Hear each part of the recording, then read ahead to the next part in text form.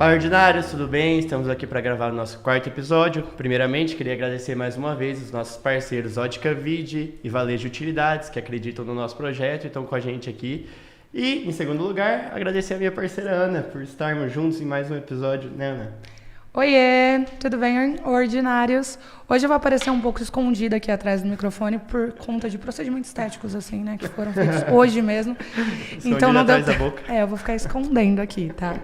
Mas eu não perderia esse episódio de hoje por nada, porque é um episódio que a gente estava extremamente ansioso, né, Biel? É verdade. Foi um episódio que, assim, a gente, olha, sem conhecer, a gente tentou fazer de tudo para conhecer, que é com um empreendedor, um Forbes Under 30, né, um dos empreendedores com menos de 30 anos, eleitos um dos empreendedores mais influentes do meio, que é o Guilherme Junqueira. Gui, é um prazer receber você aqui hoje. A gente quer conhecer um pouco da sua trajetória, quer que você conte pra gente, se apresente.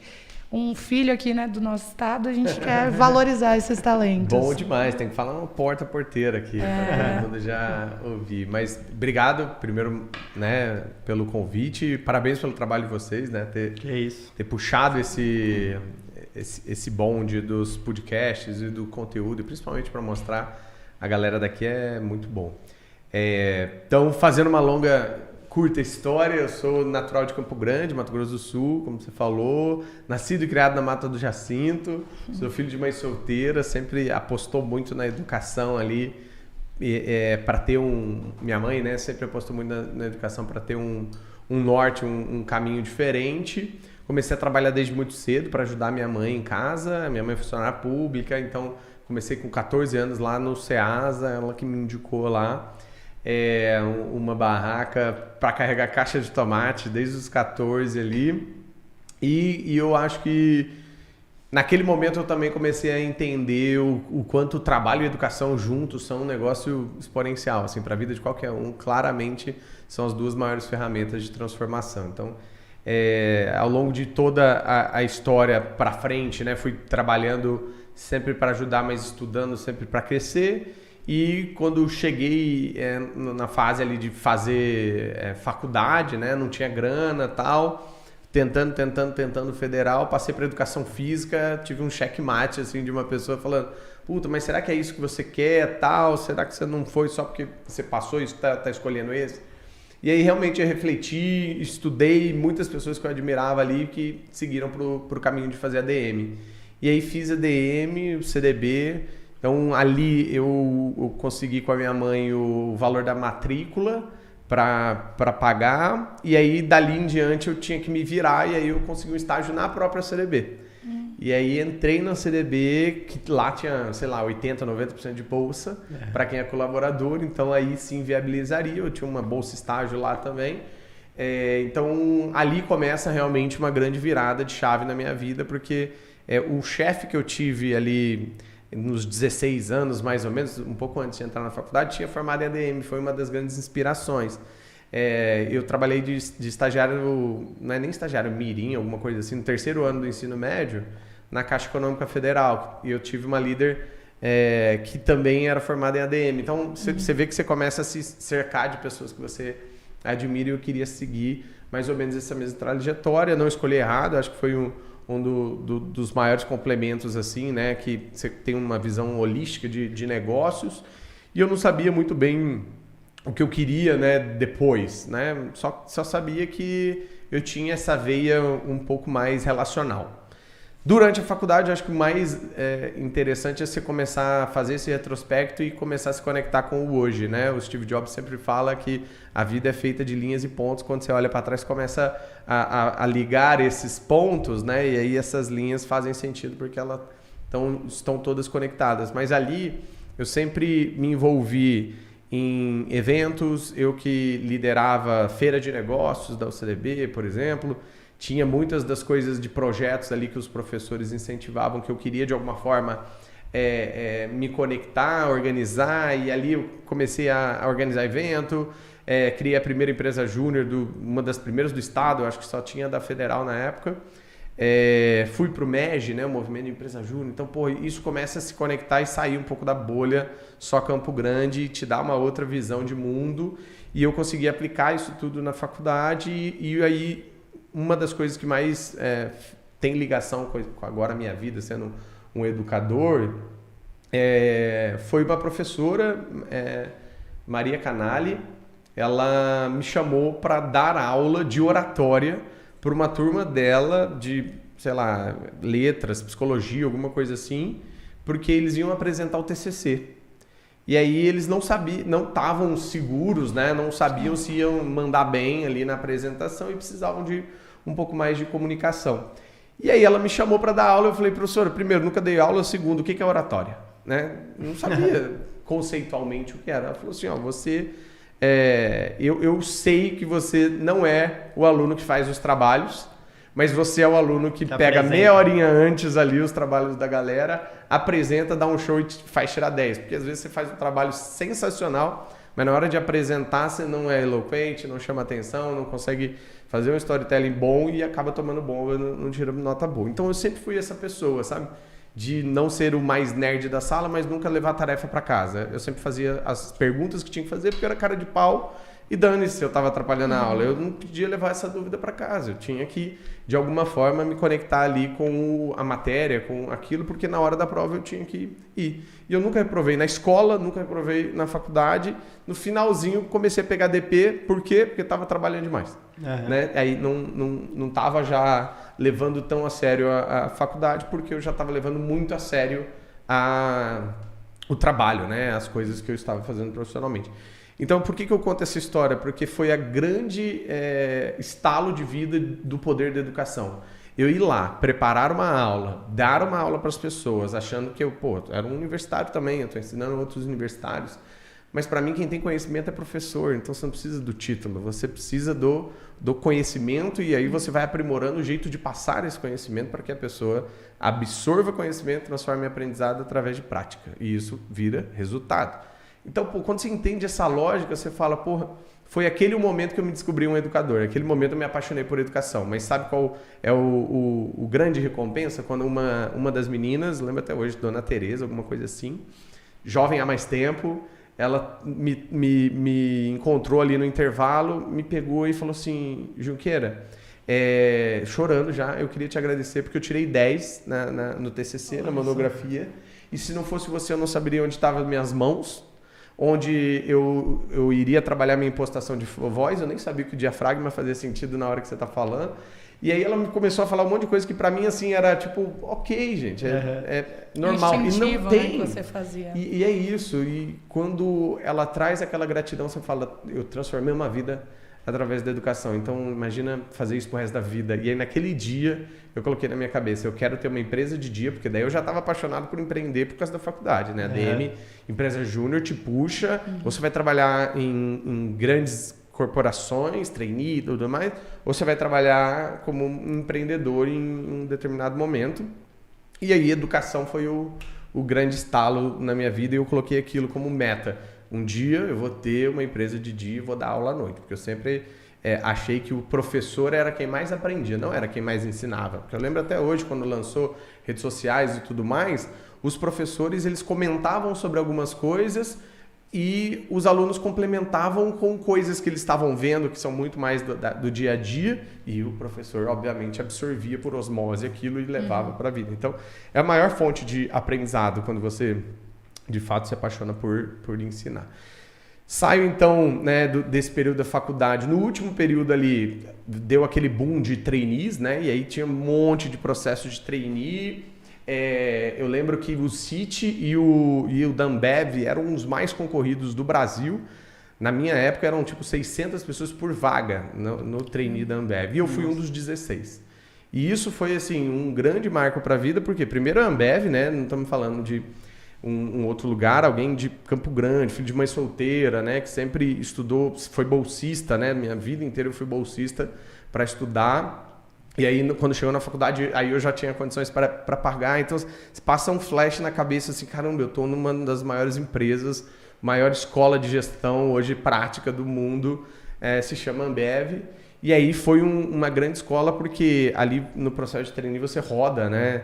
Em várias áreas. Eu fui para trade, passei por logística, mas ali você se descobre em alguma área, e aí comercial foi a minha área. Liderar pessoas com 21 anos, que são jovens há mais tempo que você, né, e que tem outros objetivos de vida, e te olham ali, quem é esse sem barba aí que quer me ensinar alguma coisa? E aí você chega com várias ideias, vários cases, e a gente montou uns 2, 3 cases lá na época, né, junto com os outros trainees, que foram referência, foi para Fortaleza, foi para outros lugares e tudo mais, então espalhou o Brasil. Então acho que para mim a grande lição que fica toda empresa vai ter seus pontos bons e seus pontos ruins. O que você tem que fazer é filtrar o que você quer levar para sua vida e o que você quer deixar de lado, e isso fez muito sentido para mim em relação a pessoas, cultura e gestão. Então, Ambev foi essa grande escalada. Na Ambev, eu já fui começando a me provocar em relação a empreender, né? Eu pulei várias partes aqui, tá? Depois a gente vai falando do teatro, né? Do sonho de ir pra Globo. Então, eu tô falando do lado empreendedor aqui, tá, gente? Mas já contei outros spoilers pra galera aqui. Mas, basicamente, então, eu saio para empreender, né, com muito custo, tipo, putz, eu vou largar uma carreira, né, que pode ser mega promissora. Tem gente que, da minha época que tá lá, hoje nível diretoria, sabe, um negócio gigante, que eu poderia estar lá, mas não me arrependo, sabe? Eu acho que toda decisão que a gente toma, a gente tem um caminho diferente. Um ponto e uma linha. Do que talvez aconteceria. E eu fui criar a Clique Bairro, que foi literalmente a minha primeira empresa. Me juntei com meu ex-sogro, então vocês já sabem o resto da história, tô brincando.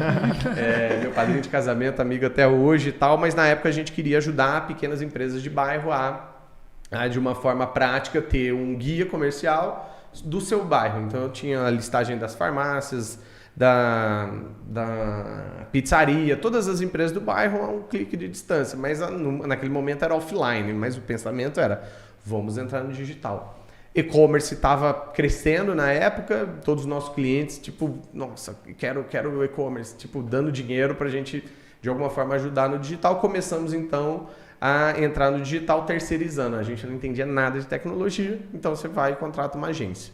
6 meses se passam, mais de 10, 12 mil reais que a gente gastou, a gente teve como resultado 2 telas JPG, 2 telas imagem. Tipo, e aí, o site? Não, veja bem, tá muito mais complexo. E a gente, depois que foi aprender, que procuramos os parceiros errados, não sabia liderar, não sabia entender. E aí, ao longo dessa jornada, isso prejudicou um pouco, mas a gente também aprendeu muito sobre finanças, sobre, né, de uma certa forma, não ter uma gestão financeira muito boa, apesar de, você é o cara de ADM, então cuida disso, mas não que foi o meu forte. Eu sei que isso é minha criptonita, né? Me deixa fraco.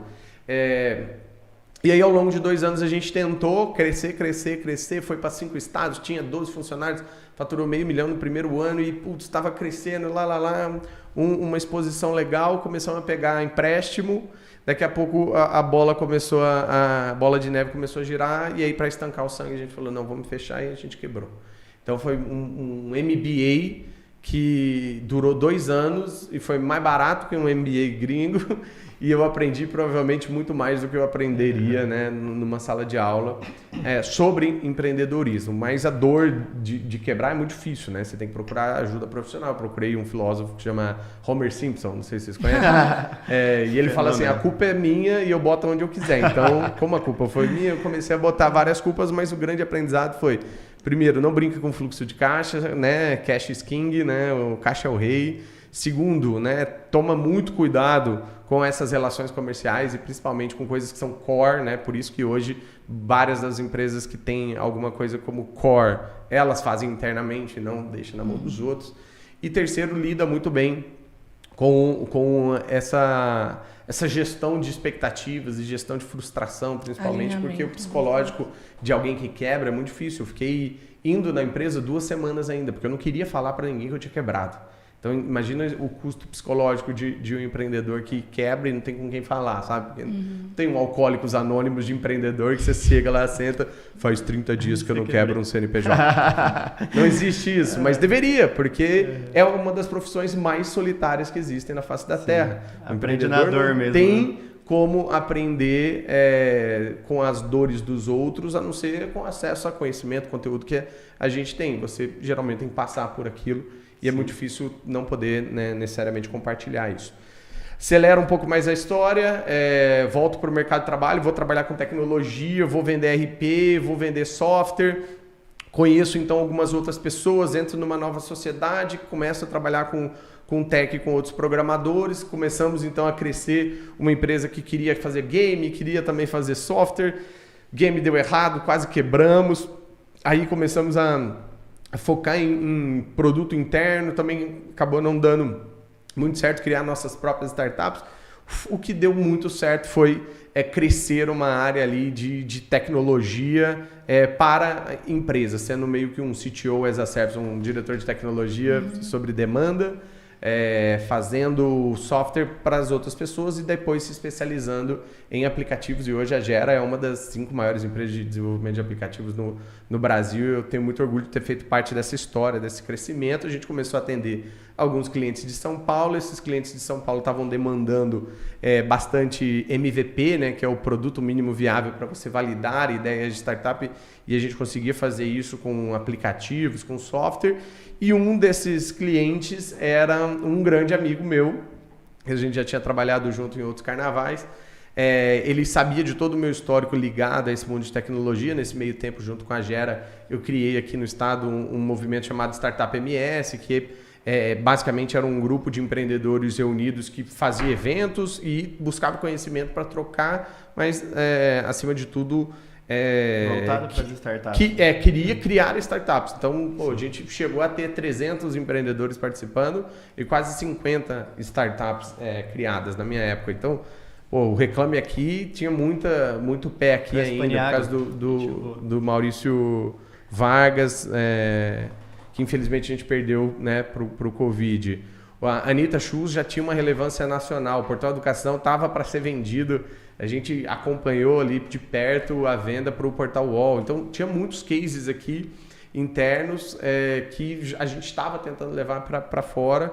E eu ali, né, fazendo esse trabalho voluntário, porque era uma associação sem fins lucrativos e tal. E aí começou a ter uma relevância nacional. A galera falou, cara, como que vocês fizeram o Startup MS tão foda? Como que vocês estão levantando palestrante foda aí? Como que vocês estão conseguindo fazer esse movimento acontecer de uma maneira organizada? Sebrae patrocinando, associação comercial envolvida, assim, desde o início, sabe? Então, teve um êxito muito grande que chamou a atenção, e aí isso me levou para participar de uma associação nacional que até então era um clube de empreendedores em nuvem, assim, sabe? Cada um no seu estado, não tinha uma formalização, não tinha um dia a dia e tudo mais. Então, e aí eu conheci essa pessoa através desse movimento, tá?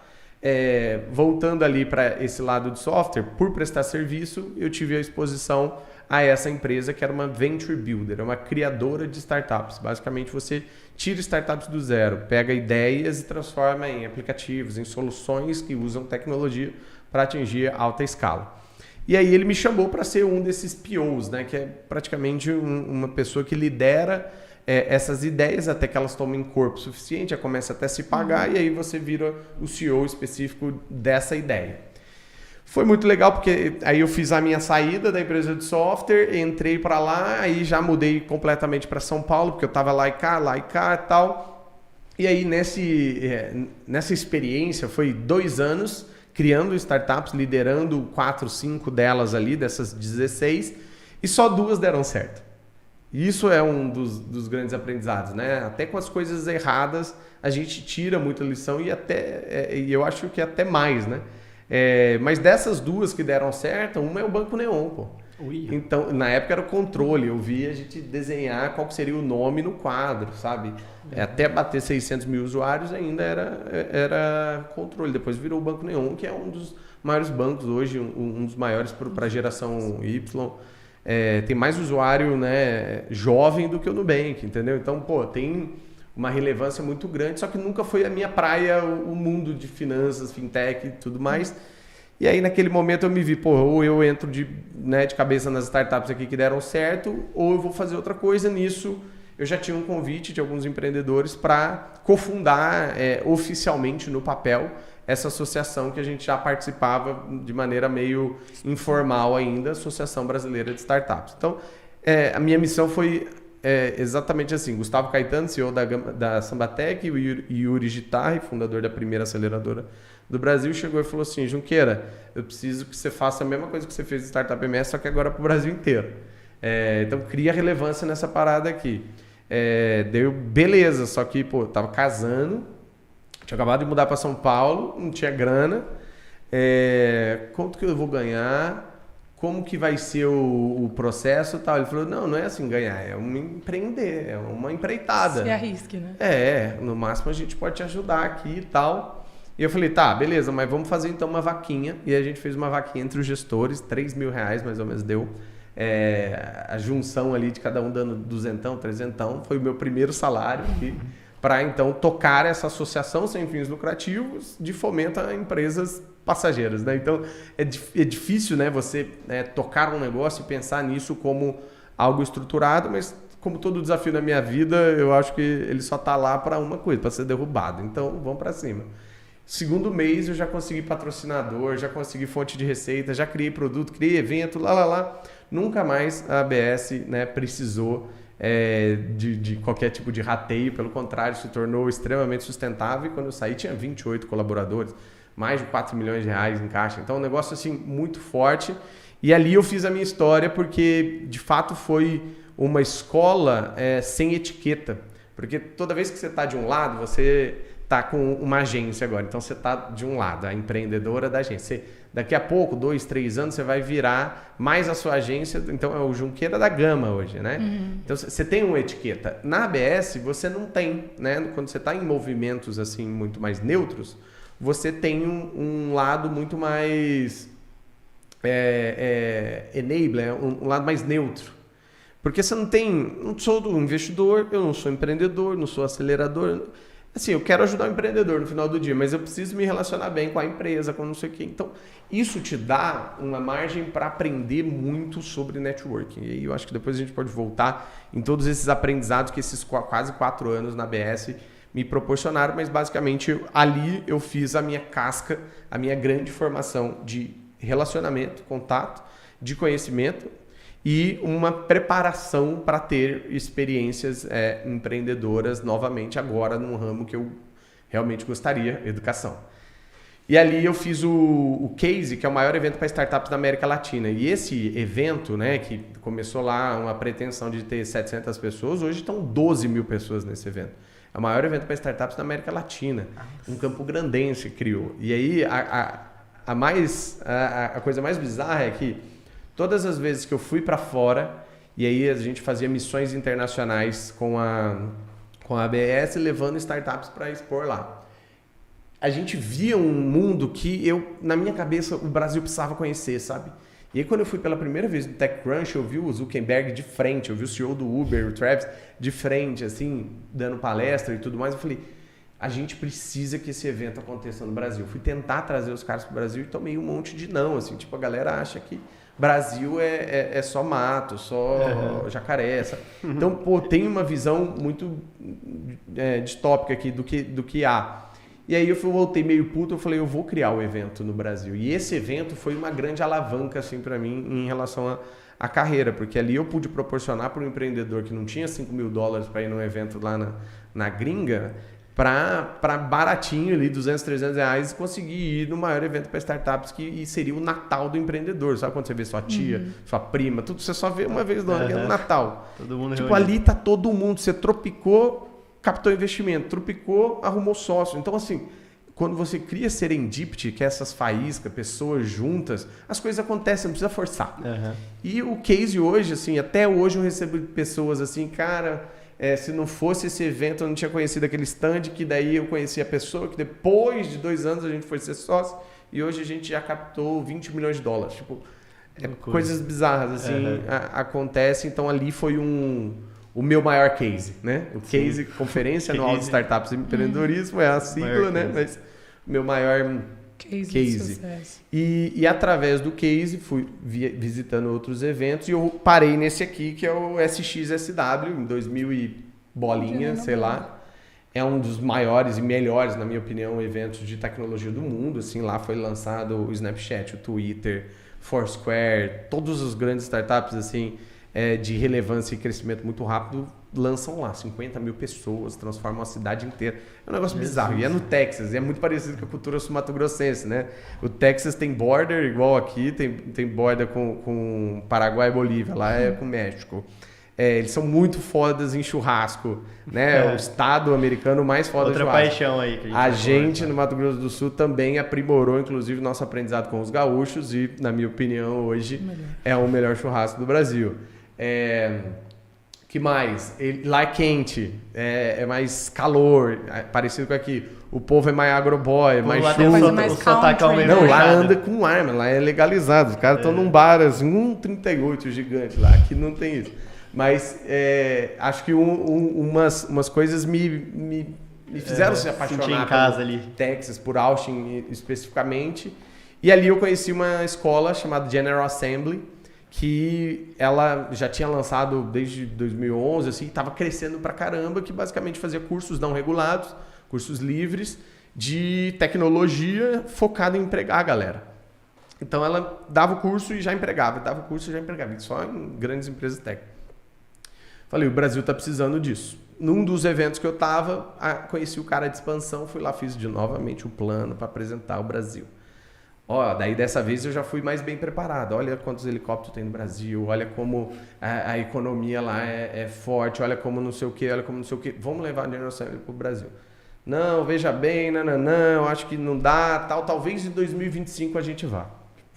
Senão vocês vão ter que garantir alguns milhões pra gente ir. Eu falei, puta, novamente eu vou voltar frustrado com uma empresa gringa que não deu moral pra gente levar pro Brasil, que eu queria abrir lá em São Paulo, perto do Cubo e tal. E aí eu voltei no avião meio frustrado, eu falei, já que eu não vou levar a GA deles, General Assembly, eu vou fazer a minha GA, Gama Academy.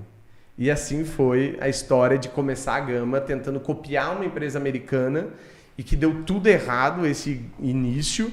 Eu tive que tropicalizar, ou seja, transformar muitas das coisas que aqui no Brasil é comum e lá não, e vice-versa. E aí criar a Gama com uma identidade própria e que teve uma grande relevância, um boom de marca assim gigantesco e que se inspirou, né, nesse momento ali de marca também no Hulk, né? Que é Gama, a marca é a mãozinha por conta do soco do Hulk, mas aqui tem as 4 áreas que a gente atua: programação, design, marketing, vendas, e soft skills é transversal.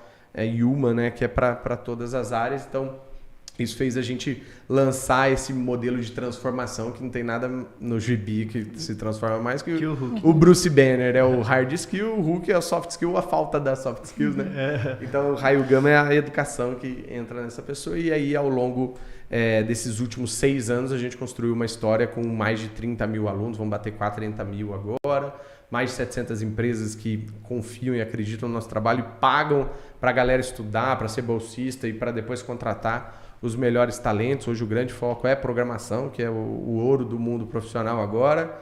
E recentemente a gente passou a fazer parte do ecossistema Anima, com a aquisição deles comprando a Gama para fazer parte do ecossistema Anima Educação, terceiro maior grupo de educação hoje do Brasil, maior em qualidade, né, no MEC, NPS e tudo mais, 330 mil alunos, marcas em 25 cidades, né, brasileiras, praticamente todas as capitais. A Anima Educação tem muitas marcas, como a Anhembi Morumbi, São Judas e diversas universidades locais, que foi o padrão de colocar as marcas locais ali.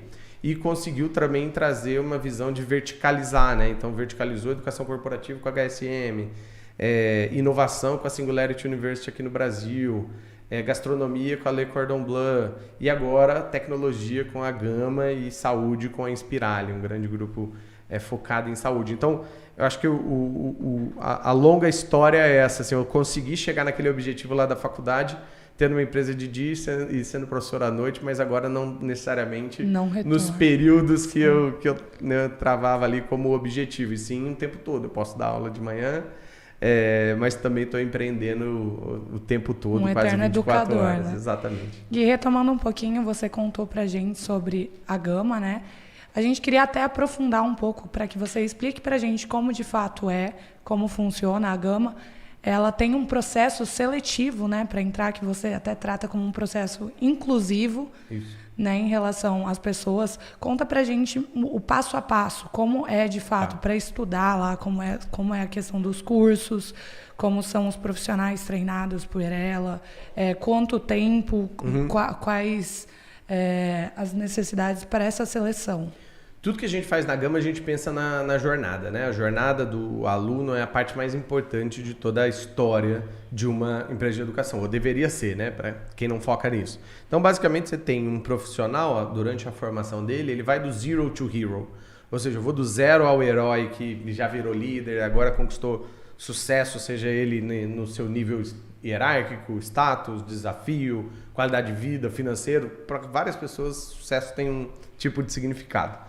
Agora, para a gente entendeu que a gente precisaria olhar esse ecossistema como um todo e não ter a pretensão de dominá-lo, porque em educação não tem um só que vai ficar com a montanha toda, né, depois do all-in, mas vai ter sempre gente pensando em uma etapa da jornada, e a Gama fez isso ao longo da história e foi tampando alguns buracos para essa jornada. Então, basicamente, hoje, um aluno que quer aprender, entrar na área de programação, ele gratuitamente já tem acesso tanto ao nosso aplicativo quanto à nossa plataforma para ter ali quase que uma alfabetização sobre carreiras digitais.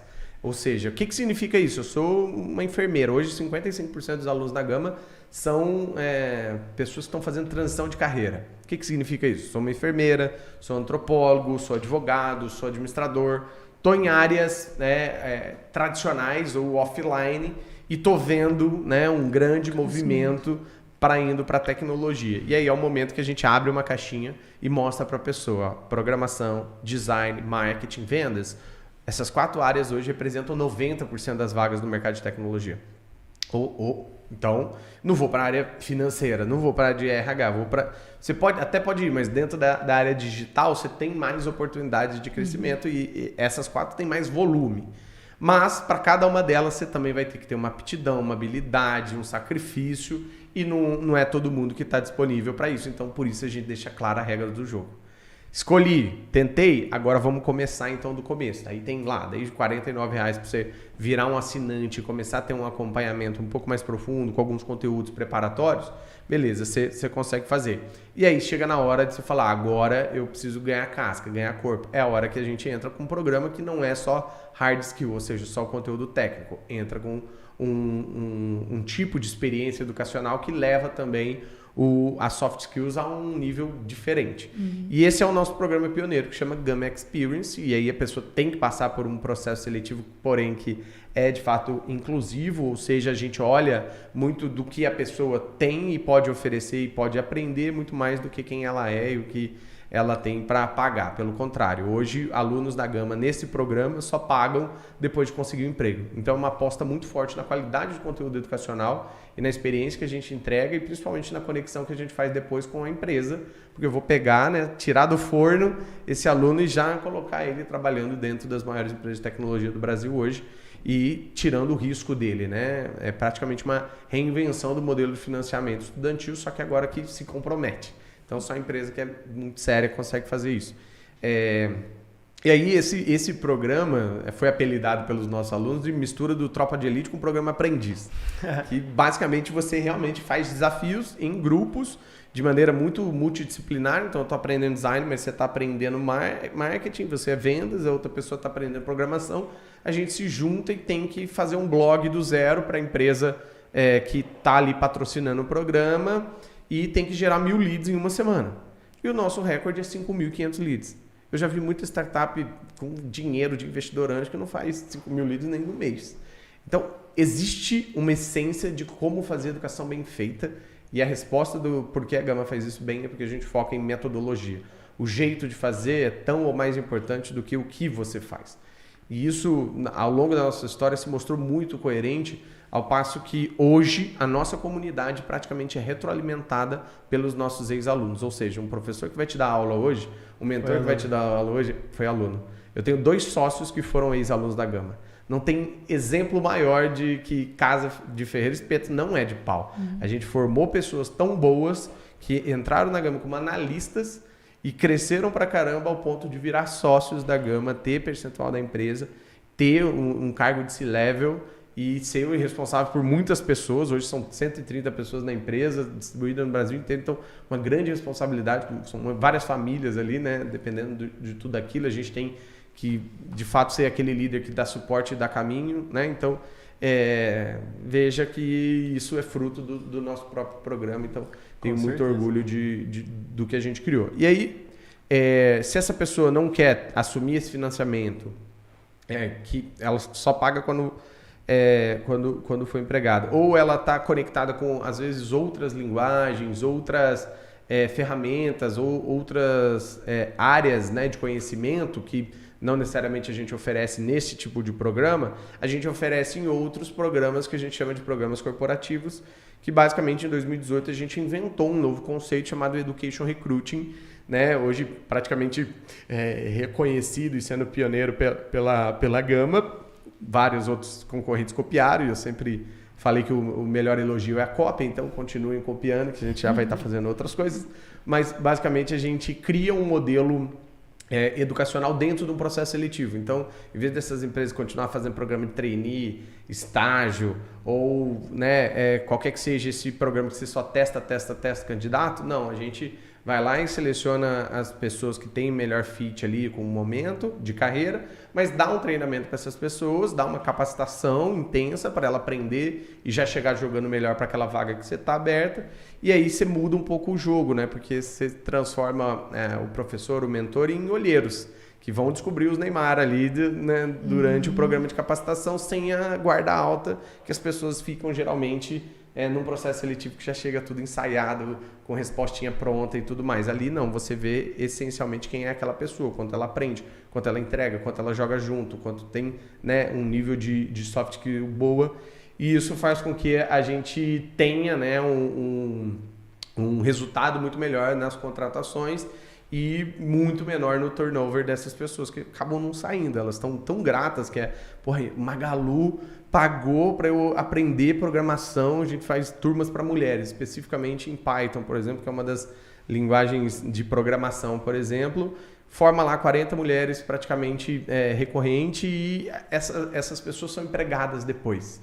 E aí você fala o que da empresa? Porra, a empresa me deu uma bolsa de estudo, me ensinou do zero, me deu emprego e eu estou crescendo aqui dentro, né? Então muda a vida efetivamente da pessoa. Então são essas empresas que apostam nesse modelo de Education Recruiting que possibilitam bolsas de estudo. Então o aluno acaba também não pagando nada, mas tem esse lado da empresa estar bancando e estar direcionando para um caminho, para uma habilidade que a empresa precisa. Então, basicamente essa é a esteira. E agora, mais recentemente, final do ano passado, a gente lançou a nossa universidade, então que era um sonho grande de entrar no mundo de pós-graduação, entrar no mundo de MBAs e focado especificamente em tecnologia, porque a gente entende que tem um espaço gigante e claramente a gente está seguindo uma trilha muito positiva, assim, tendo um reconhecimento de mercado incrível por estar já pegando todos os conhecimentos que a gente tem de mercado, as empresas junto, e agora fazendo algo que de repente já era a meta da pessoa lá, né? De trazer um MBA para ganhar mais, de trazer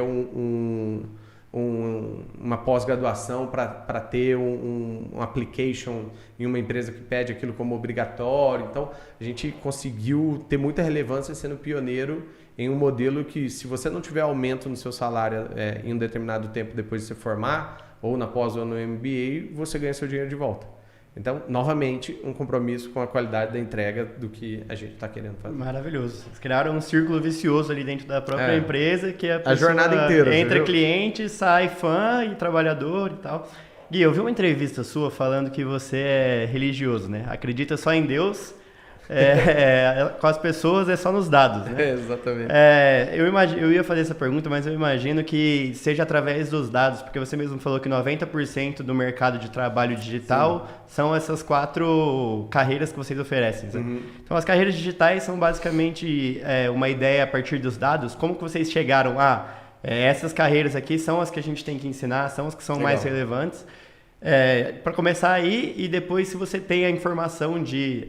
Assim, além dos que continuam trabalhando com você depois de estudarem com você, se você tem tipo um um número de pessoas que já saem da Gama como preparadas, já contratadas em outros mercados de trabalho. Legal.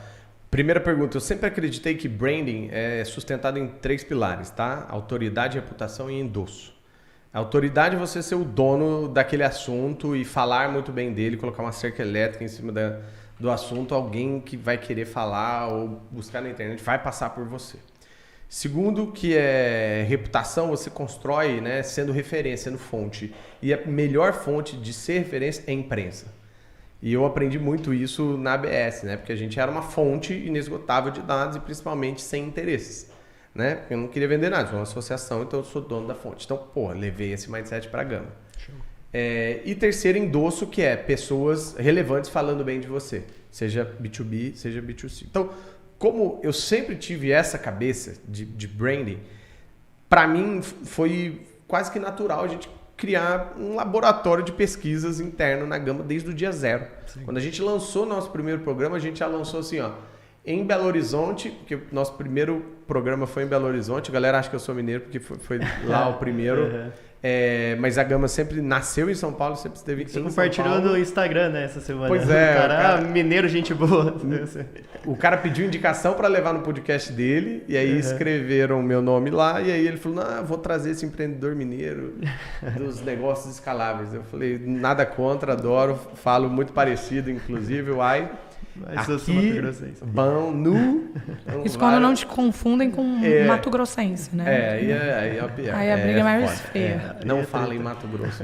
Mato Grosso do Sul, pra gente, pode denominar que isso seja o MVP da Gama, que você estava acabando de contar pra gente aí? Eu acho que ter feito essa pesquisa, a gente mapeou as vagas de startups em Belo Horizonte. E aí soltou como uma exclusiva do maior jornal de lá, Estado de Minas, eu acho. Sim. Ou seja, eu sou dono do dado, aí as pessoas vão ler a matéria, fato relevante para público aberto, né? Como que eles falam? Utilidade pública. E lá estava um link da Gama, né? Segundo a Gama Academy, são 2.300 vagas em Belo Horizonte. A galera vai atrás das vagas. Cadê minhas vagas? Aí fala assim, oi, você não está preparado para a vaga, você primeiro tem que fazer um curso. Putz, aí deu muito certo essa estratégia. Então, eu acho que sempre foi um mindset natural da própria Gama. Legal. E de todo o time depois, né, de ter esses dados sendo o nosso norte. Então, hoje, a gente tem robozinho que fica varrendo lá o LinkedIn, os portais de vaga, mapeando as vagas, classificando ela, e uma vez a cada trimestre, a cada semestre, a gente solta um report que chama Tech Jobs Report. Ali é onde guia também os nossos cursos, porque se eu tenho um monte de vaga em Data Science, e isso aconteceu há 2 anos atrás, começou um boom que Data Science estava crescendo, 25% ao ano. Do nada, cresceu 60%. Tipo, de um semestre para o outro. Data Science seria a filtragem das informações? É uma profissão que é de cientista de dados. É uma pessoa que vai entender profundamente os dados, trabalhar com aquilo e trabalhar, inclusive, de maneira preditiva, né? Antes mesmo de ter o dado, eu já vou fazer ações. Então, grandes bancos... A grande maioria das empresas de tecnologia já tem esses profissionais, mas está sendo enraizado cada vez mais em empresas tradicionais também, que estão fazendo esse modelo de transformação digital. Então, eu estou dando um exemplo de uma carreira que do nada despontou, e aí que acende o alerta para a gente? Precisamos lançar um curso disso. Então, vamos atrás. Então, a gente sempre se baseou por dados, então sua leitura está correta. A Gama toma decisões hoje baseadas em dados, seja internos, externos, seja até de competidores, enfim. Então, acho que isso é um grande movimento, né? Óbvio, sempre em cima das nossas teses, do nosso plano, do nosso propósito. A própria experiência da ABS, né? Já ouvia muita gente falando das necessidades. Nossa, explodiu esses influenciadores que não sei o que lá.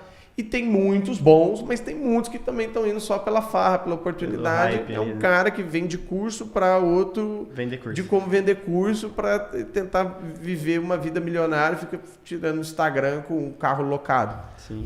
Então é isso que você, né, vai ter que seguir porque vai estar vendendo? Não, vamos defender as nossas teses, a nossa E todos esses aventureiros, a gente viu passar muitos dessas fases. Sim. E tem que ter consistência. A base tem que ser sólida, né? Não adianta. Tem que ter. Se sobe muito rápido, cai muito rápido. Vender o almoço é fácil, agora continuar vendendo o almoço todo dia e a janta, né, é mais difícil. Então, acho que esse é uma base. E aí, respondendo a sua segunda dúvida, hoje também a gente acompanha, então acho que o mais legal é ver o próprio aluno dando os feedbacks pra gente, né? Trazendo, primeiro uma taxa de satisfação lá na zona de qualidade, depois trazendo um índice de empregabilidade de 80%, 90%, dependendo do programa, ou seja, de cada 10 alunos que saem, 8, 9 já saem empregados ali em um período curto de tempo. Você pensar que 60, 120, até 180 dias é um espaço para você comparar com faculdade, que você estudou 4 anos, depois você demorou 2 anos até conseguir o emprego na sua área, né? É muito diferente de você levar 12, 18 meses,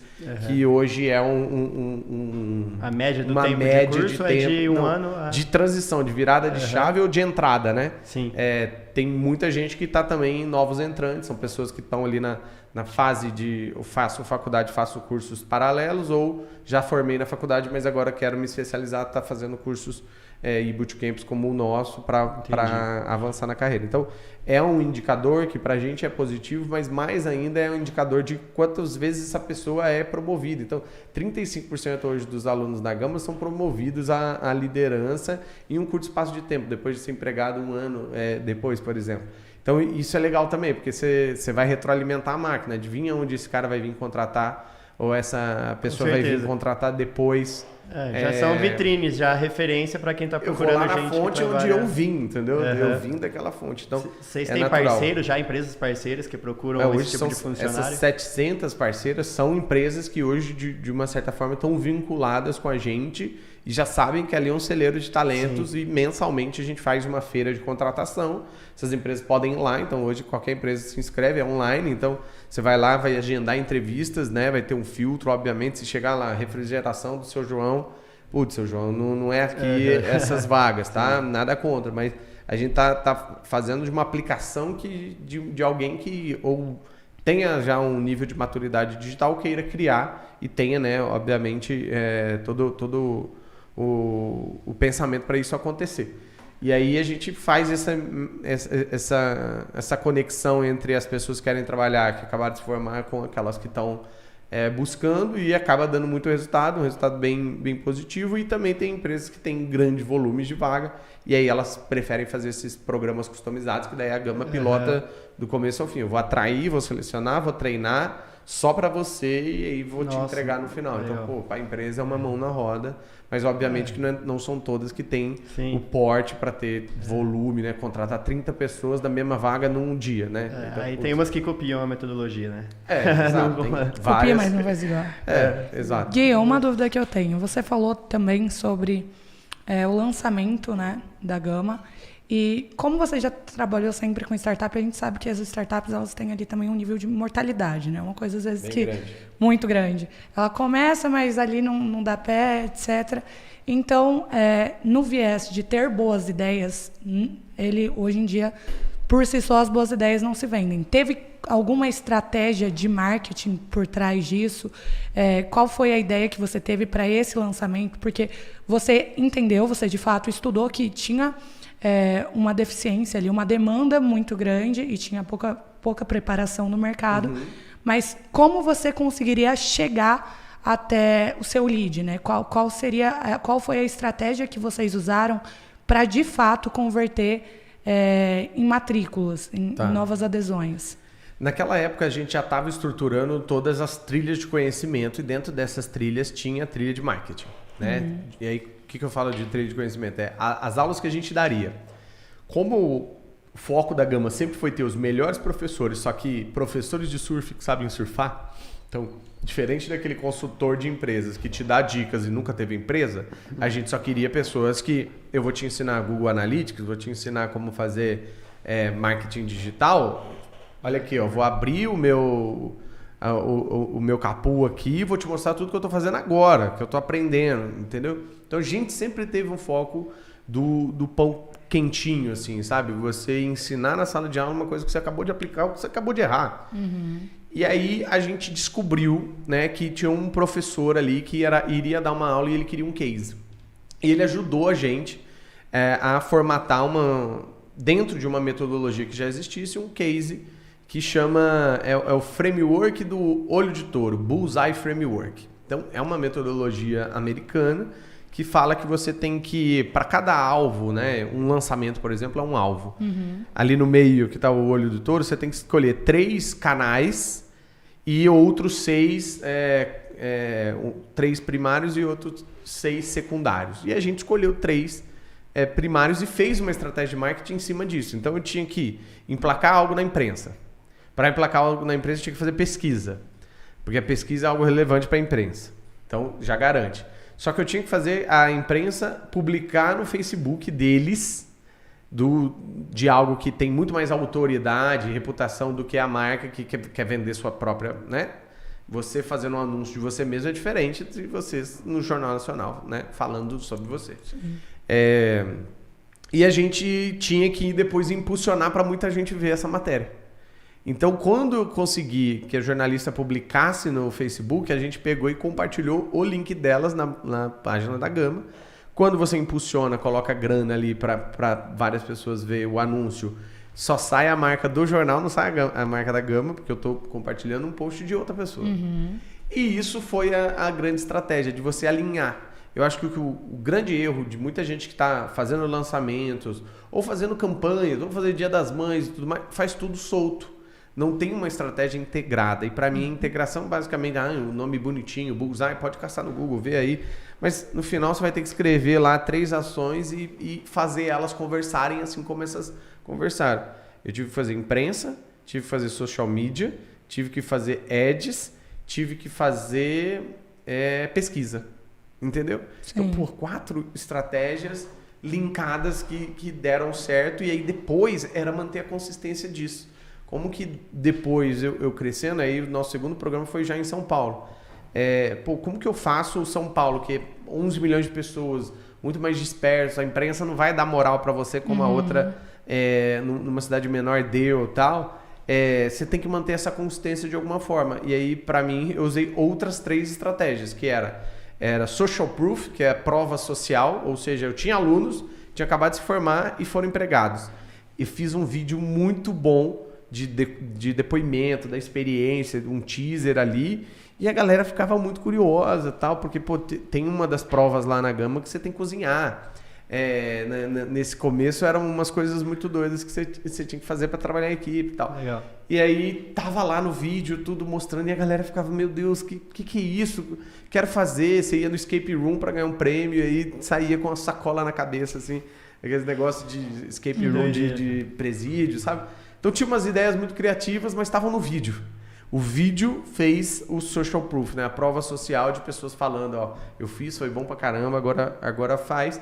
E aí ali eu descobri que a gente teria que fazer um segundo estratégia que não ia dar para pulverizar, que faz parceria com uma faculdade, já consegue o local e os alunos dela, e isso eu pego mais ou menos a marca dela emprestada, porque minha marca é nova, ninguém vai conhecer, mas estou fazendo junto com a faculdade X, que estava sendo a âncora ali. E já me dava acesso a alunos, esses alunos pagavam, chamavam outros alunos para não ir sozinho. Então foi meio que isso, assim, a segunda grande estratégia foi usar essa prova social através de vídeo e colocar isso dentro de um canal muito específico, né, onde seu público está, onde que é a caixa de abelha, né? E isso fazer com que ativasse uma estratégia de member get member, né? Um membro traz o outro e aí essa venda fica muito mais boca a boca. E aí depois foi o que deu muito certo depois. A gente começou a replicar isso para outros programas até hoje. Você acabou usando um dos gatilhos mentais mais importantes, né? Que é de fato a prova social. Sim. Que é essa coisa de escalonar mesmo o negócio. Uma pessoa veio, fez, falou sobre o negócio e tudo mais. Mas vocês têm um crescimento de 270% ao ano de crescimento com a empresa. E como é para você chegar nesses números e se manter nele? O que vocês têm que fazer? Vocês estão sempre inovando ou vocês estão mantendo essa ideia de vamos só aprimorar o que já está bom, vamos manter isso daqui, a didática é sempre a mesma? Ou vocês sempre tentam implementar algo novo, algo inovador, sempre tentando acrescentar de fato um valor e alguma coisa diferente para dentro da escola? A Gama tem uma clara divisão do AC e DC, né? Antes e depois do Covid. No Covid, a gente tinha 70% das nossas aulas online e 30% offline ainda, presencial. Ou seja, nos sábados, a gente ainda tinha uma parte do programa presencial, uma parte dos nossos cursos presencial. Quando chega o Covid, a gente tem que se reinventar. E não é a mesma coisa você entregar um desafio que você tem que criar uma torre de macarrão gigante, colar lá na parede online. Como que você faz isso? Então, a gente teve que pensar o modelo como um todo para atender pessoas que estavam em 20 estados diferentes, 4 países simultâneos, mas foi o grande estalo e a virada de chave de que a gente conseguia entregar experiências educacionais tão boas quanto, com muita conexão entre as pessoas, que era uma coisa que a gente nunca abriu mão e a gente achava que isso só acontecia se você estivesse no tete-a-tete, indo num bar depois, alguma coisa que são realmente onde acontece o extra, né, da parte educacional, cria laço, cria amizade e tudo mais. Aposto que vocês lembram muito mais da galera da faculdade que ia no bar com você do que o que apresentava trabalho com você. Entendeu? Então, é ali que cria também uma casca também de soft skill, de relacional e tudo mais. Então, a gente sempre acreditou nisso e ficou muito, puta, e agora tal, mas não tinha jeito. E aí foi aquele empurrão que a gente acelerou, assim, 9 meses de planejamento para entrar de vez no digital, lançar um app muito mais autoral, a gente fazia muito puxadinho de tecnologia e sempre, né, se intitulando EdTech, só que sem ser EdTech de verdade, né? A gente era uma empresa de educação para a área de tecnologia, não era uma empresa de tecnologia que faz educação, independente qual é a skill. Sim. Foi a virada de chave. Então, foi uma aceleração bizarra que daí a gente virou mesmo plataforma, aí a gente entendeu como fazer a experiência educacional, então essa fez a grande diferença. E isso, obviamente, foi puxado por muitas outras empresas. Então, aquelas clientes que a gente já tinha ali, que estavam num modelo tateando, acelerou também o pipe e acelerou junto com a gente. Então, a gente já está bem posicionado no B2B, fez com que a gente fosse alavancado e fosse continuando imprimindo esse triplica, duplica. Então, ano após ano, crescendo de uma maneira muito exponencial e é o que determina o que é uma startup, né? De fato, quando você consegue escalar um produto e ter um volume muito maior de alunos sem que aquele custo ele acompanhe, né? E geralmente quando eu vou explicar o que é startup pega uma padaria. Não dá para uma padaria ser uma startup porque se ela quiser passar de 500 clientes por mês para 5.000, ela vai ter que criar um espaço maior, contratar mais gente, fazer mais compras de insumo, mais pãozinho para conseguir atender. Um software não, é um pão que você pode vender para 1.000 pessoas, né? Sim. Então, você não vai ter custo adicional e assim a gente conseguiu fazer com a plataforma. Então, em primeiro lugar, tecnologia. Responde muito do que você perguntou. Continuar crescendo, inovação. Então, está sempre à frente do tempo. Inovação não vem só com appzinho, não vem só com... Não, inovação na metodologia, no jeito de fazer, porque isso vai fazer com que as pessoas comentem com as outras e não ter um curso, um finge que ensina, outro finge que aprende, você leva apostila, o slide, você tem certificado, publica no LinkedIn. Não. Aprendizado para a gente é você exercitar na prática o que você aprendeu na teoria e gerar resultado. Então, eu não vou te falar que você é bom em SEO, por exemplo, que é posicionar um site no Google, se você não conseguir posicionar um blog post no Google. Posiciona. Aí eu vou te falar que você é bom. Então, a Gama é diferente. Você tem que provar que você sabe fazer, não é só estudar para fazer. Então, acho que isso demonstra muito que inovação para a gente está no core de tudo, assim. Inovação no processo seletivo, acionando a pessoa pelo WhatsApp, sendo menos intrusivo, sendo chamado para a pessoa fazer a matrícula, inovação no modelo de negócio.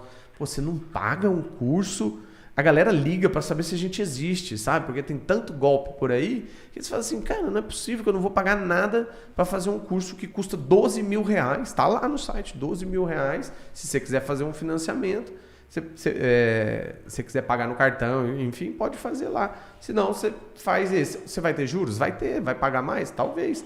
Mas eu acho que é um pouco demais, assim, para as pessoas, às vezes, entenderem. Daí vai lá, pergunta, vai no Reclame Aqui, pergunta para as pessoas, vê depoimento e tal. Aí se sente confiante e fala, porra, a Gama é a melhor do mercado, vou lá e vou conseguir fazer a minha aplicação. Então, acho que esse lado de inovação sempre teve no nosso core. E eu acho que o terceiro e último, que essa é a parte mais difícil de copiar, né? Porque tecnologia, você vai lá, fica tirando print e tal, tenta copiar e tal. Inovação, a gente faz, a pessoa segue, né? Modelo de negócio, pode ver. Agora, cultura, ninguém copia. Cultura é uma das maiores vantagens competitivas que uma empresa pode ter, é extremamente ignorada e, ao mesmo tempo, muito almejada para quem não tem.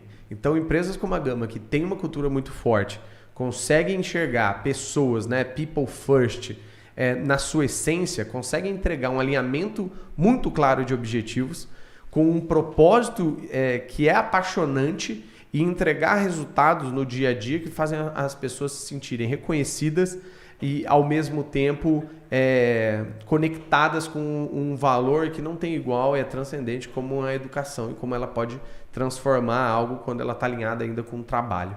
Então, quando você faz isso muito bem internamente, respeita as pessoas, cria um clima, uma cultura que de fato é de entregar resultados, só que dando valor à saúde mental das pessoas, que entender que diversidade, para quem não fez, já está fora do jogo e quem já fez tem um diferencial competitivo que muda na linha, na planilha também, e a gente é prova viva disso. O cômputo diversidade fez muito sentido para a Gama. E olhar também essas pessoas como grandes aprendizes que vão poder ensinar para você coisas que você não está vendo, porque quem está na ponta é quem tem que tomar decisão, então dá poder para a ponta, né? Dá autonomia, dá de certa forma essa flexibilidade que as pessoas têm de poder trabalhar num modelo híbrido, no modelo remoto, mas medir resultado, não medir bater ponto. A gente tem que trocar o C de controle para o C de colaboração. E essa cultura que a Gama criou e hoje é muito forte, as pessoas vêm lá e falam, cara, como vocês conseguem? Como que isso transcende o que vocês fazem? Eu não sei explicar. Não é uma coisa fácil nem para mim falar, imagina para alguém copiar. Então isso para mim é um dos melhores e maiores modelos que fazem a gente continuar crescendo ano após ano. Maravilhoso. Eu queria perguntar só mais uma coisa sobre a Gama antes da gente rebobinar lá para a época da faculdade, porque a minha cabeça está fritando aqui com tanta informação e a gente vai aos poucos aqui, vai sanando todas as dúvidas. Daqui a pouco a gente pega cerveja e vai a noite inteira. Opa, tem 6 gelando ali. Tem. Gui, o seguinte, você falou sobre MVP, né? É um conceito que eu acho muito interessante nesse mundo das startups, que assim, né, resumidamente é você montar um negócio ali do jeito que dá e testar, gastando o mínimo possível e validar para ver se dá certo e ir melhorando ao longo do tempo. É uma explicação meio... Imagina que você é o Henry Ford lá em não sei qual ano que ele criou o primeiro carro do mundo, T1. Você tem que fazer um MVP de um carro, né? E hoje todo mundo sabe o que é um carro, né? Um motor, um eixo, um chassi, 4 rodas e depois tudo que vem em cima ali. Mas nada mais é do que um transporte, correto? Certo. E para que serve um transporte? Você ir do ponto A ao ponto B. E aí você tem níveis de transporte. Um skate é um transporte. Então o melhor jeito de você explicar um MVP é que para você construir um carro, que é o seu sonho, você tem que começar com um skate. É o produto mínimo viável. Ou seja, ele é mínimo, ele entrega um resultado. Você consegue ir de A a B? Consigo. É tão eficiente quanto o carro? Você vai atravessar Afonso Pena inteira, sei lá, em 20 minutos? Não. Vai ser em 2 horas de skate. Não é tão eficiente quanto. Você vai ficar cansado, vai ficar suado e tal. Mas entrega. Viável. Porque é o que eu tenho de recurso agora. Geralmente uma startup é um grupo de pessoas que não tem grana, tem uma ideia, quer inovar, quer fazer diferente, tem no modelo ou na tecnologia algo que vai ser mais transformador, mas não tem recurso. Então eu tenho que provar esse valor primeiro. Se o usuário topa pagar para ter um skate, ele provavelmente vai pagar para depois ter uma bicicleta. E aí você vai evoluindo. Aí você mostra para o investidor, olha o que eu fiz. Eu tinha um skate que eu construí com o meu próprio recurso, do zero. Aí consegui, com o dinheiro dos clientes, fazer uma bicicleta. Agora eu preciso de investimento para fazer uma moto. Porque uma moto mais cara. Uhum. Aí você vai, faz uma moto. Essa é basicamente a construção de uma startup. Uma né? construção de uma startup. E aí você pega dinheiro. Para que existe tanto investimento? Para que todo mundo fala? O que é unicórnio? Lá. É capital de risco. É muito arriscado investir numa startup, porque ela pode quebrar. Você falou, de cada 10, 9 quebram. Então, o percentual de mortalidade só é tão grande porque a maioria dos empreendedores se apaixonam muito mais pela solução do que pelo problema. Começar pela solução é pensar em começar a construir uma casa pelo telhado e não pelo alicerce. O problema é o alicerce. Se você tem uma dor, eu tenho que identificar essa dor e depois eu vou criar o band-aid para essa dor. E não pensar, imagina se tivesse um band-aid, tá, mas ninguém corta mais o braço, então não preciso do band-aid, entendeu? Então, seguindo a lógica do MVP, é sempre assim, você vai inteirando junto com o seu cliente. Eu pergunto para você que problema você tem, como que você está resolvendo hoje e qual seria a solução mágica se você pudesse ter para resolver esse problema. Depois de eu fazer isso, eu vou ver se, primeiro, você usa, segundo, você paga. Quando você tira o dinheiro do bolso de alguém e coloca no seu, isso se chama modelo de negócio. E aí, é tão simples tentar fazer isso nesse começo, mas as pessoas tendem a, em primeiro lugar, minha ideia é o meu My Precious, sabe? O Smith. Não posso contar para ninguém. Ideia não vale nada. Né? Quem estiver assistindo ou ouvindo aqui, me manda lá que eu vou pagar 20 centavos por cada bacia de ideia. Não vale nada. Certo. Execução vale. Agora vai lá e tenta fazer. Daí, mas como se eu não tenho recurso? Quero fazer um aplicativo que conecte manicure com as meninas que querem fazer manicure. Né? Vou começar nichado aqui com público para universitários. Beleza, o que eu preciso fazer de MVP? Qual que é o meu produto mínimo viável? Eu vou criar um grupo no WhatsApp, vou colocar 4 manicure. Como você vai conseguir? Liga para elas. Acha em algum lugar, todo mundo indica alguma manicure. Vocês topam participar de um projeto, assim, eu vou arrumar cliente para vocês. Você não paga nada no começo. Beleza, pôs 4 mulheres lá. Aí pega na região que aquelas manicures estão... umas 8, 10 clientes. Coloca no mesmo grupo. Gente, a partir de agora, vocês vão pedir por aqui e depois avaliar por aqui também o serviço de cada uma.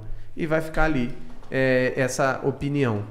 Você criou a Singu. Eu falei isso agora, o Thales Gomes entendeu? Isso, vendeu é isso, mas você vê que não é tão, nossa, bicho de outra cabeça. É que as pessoas querem começar a construir pelo telhado.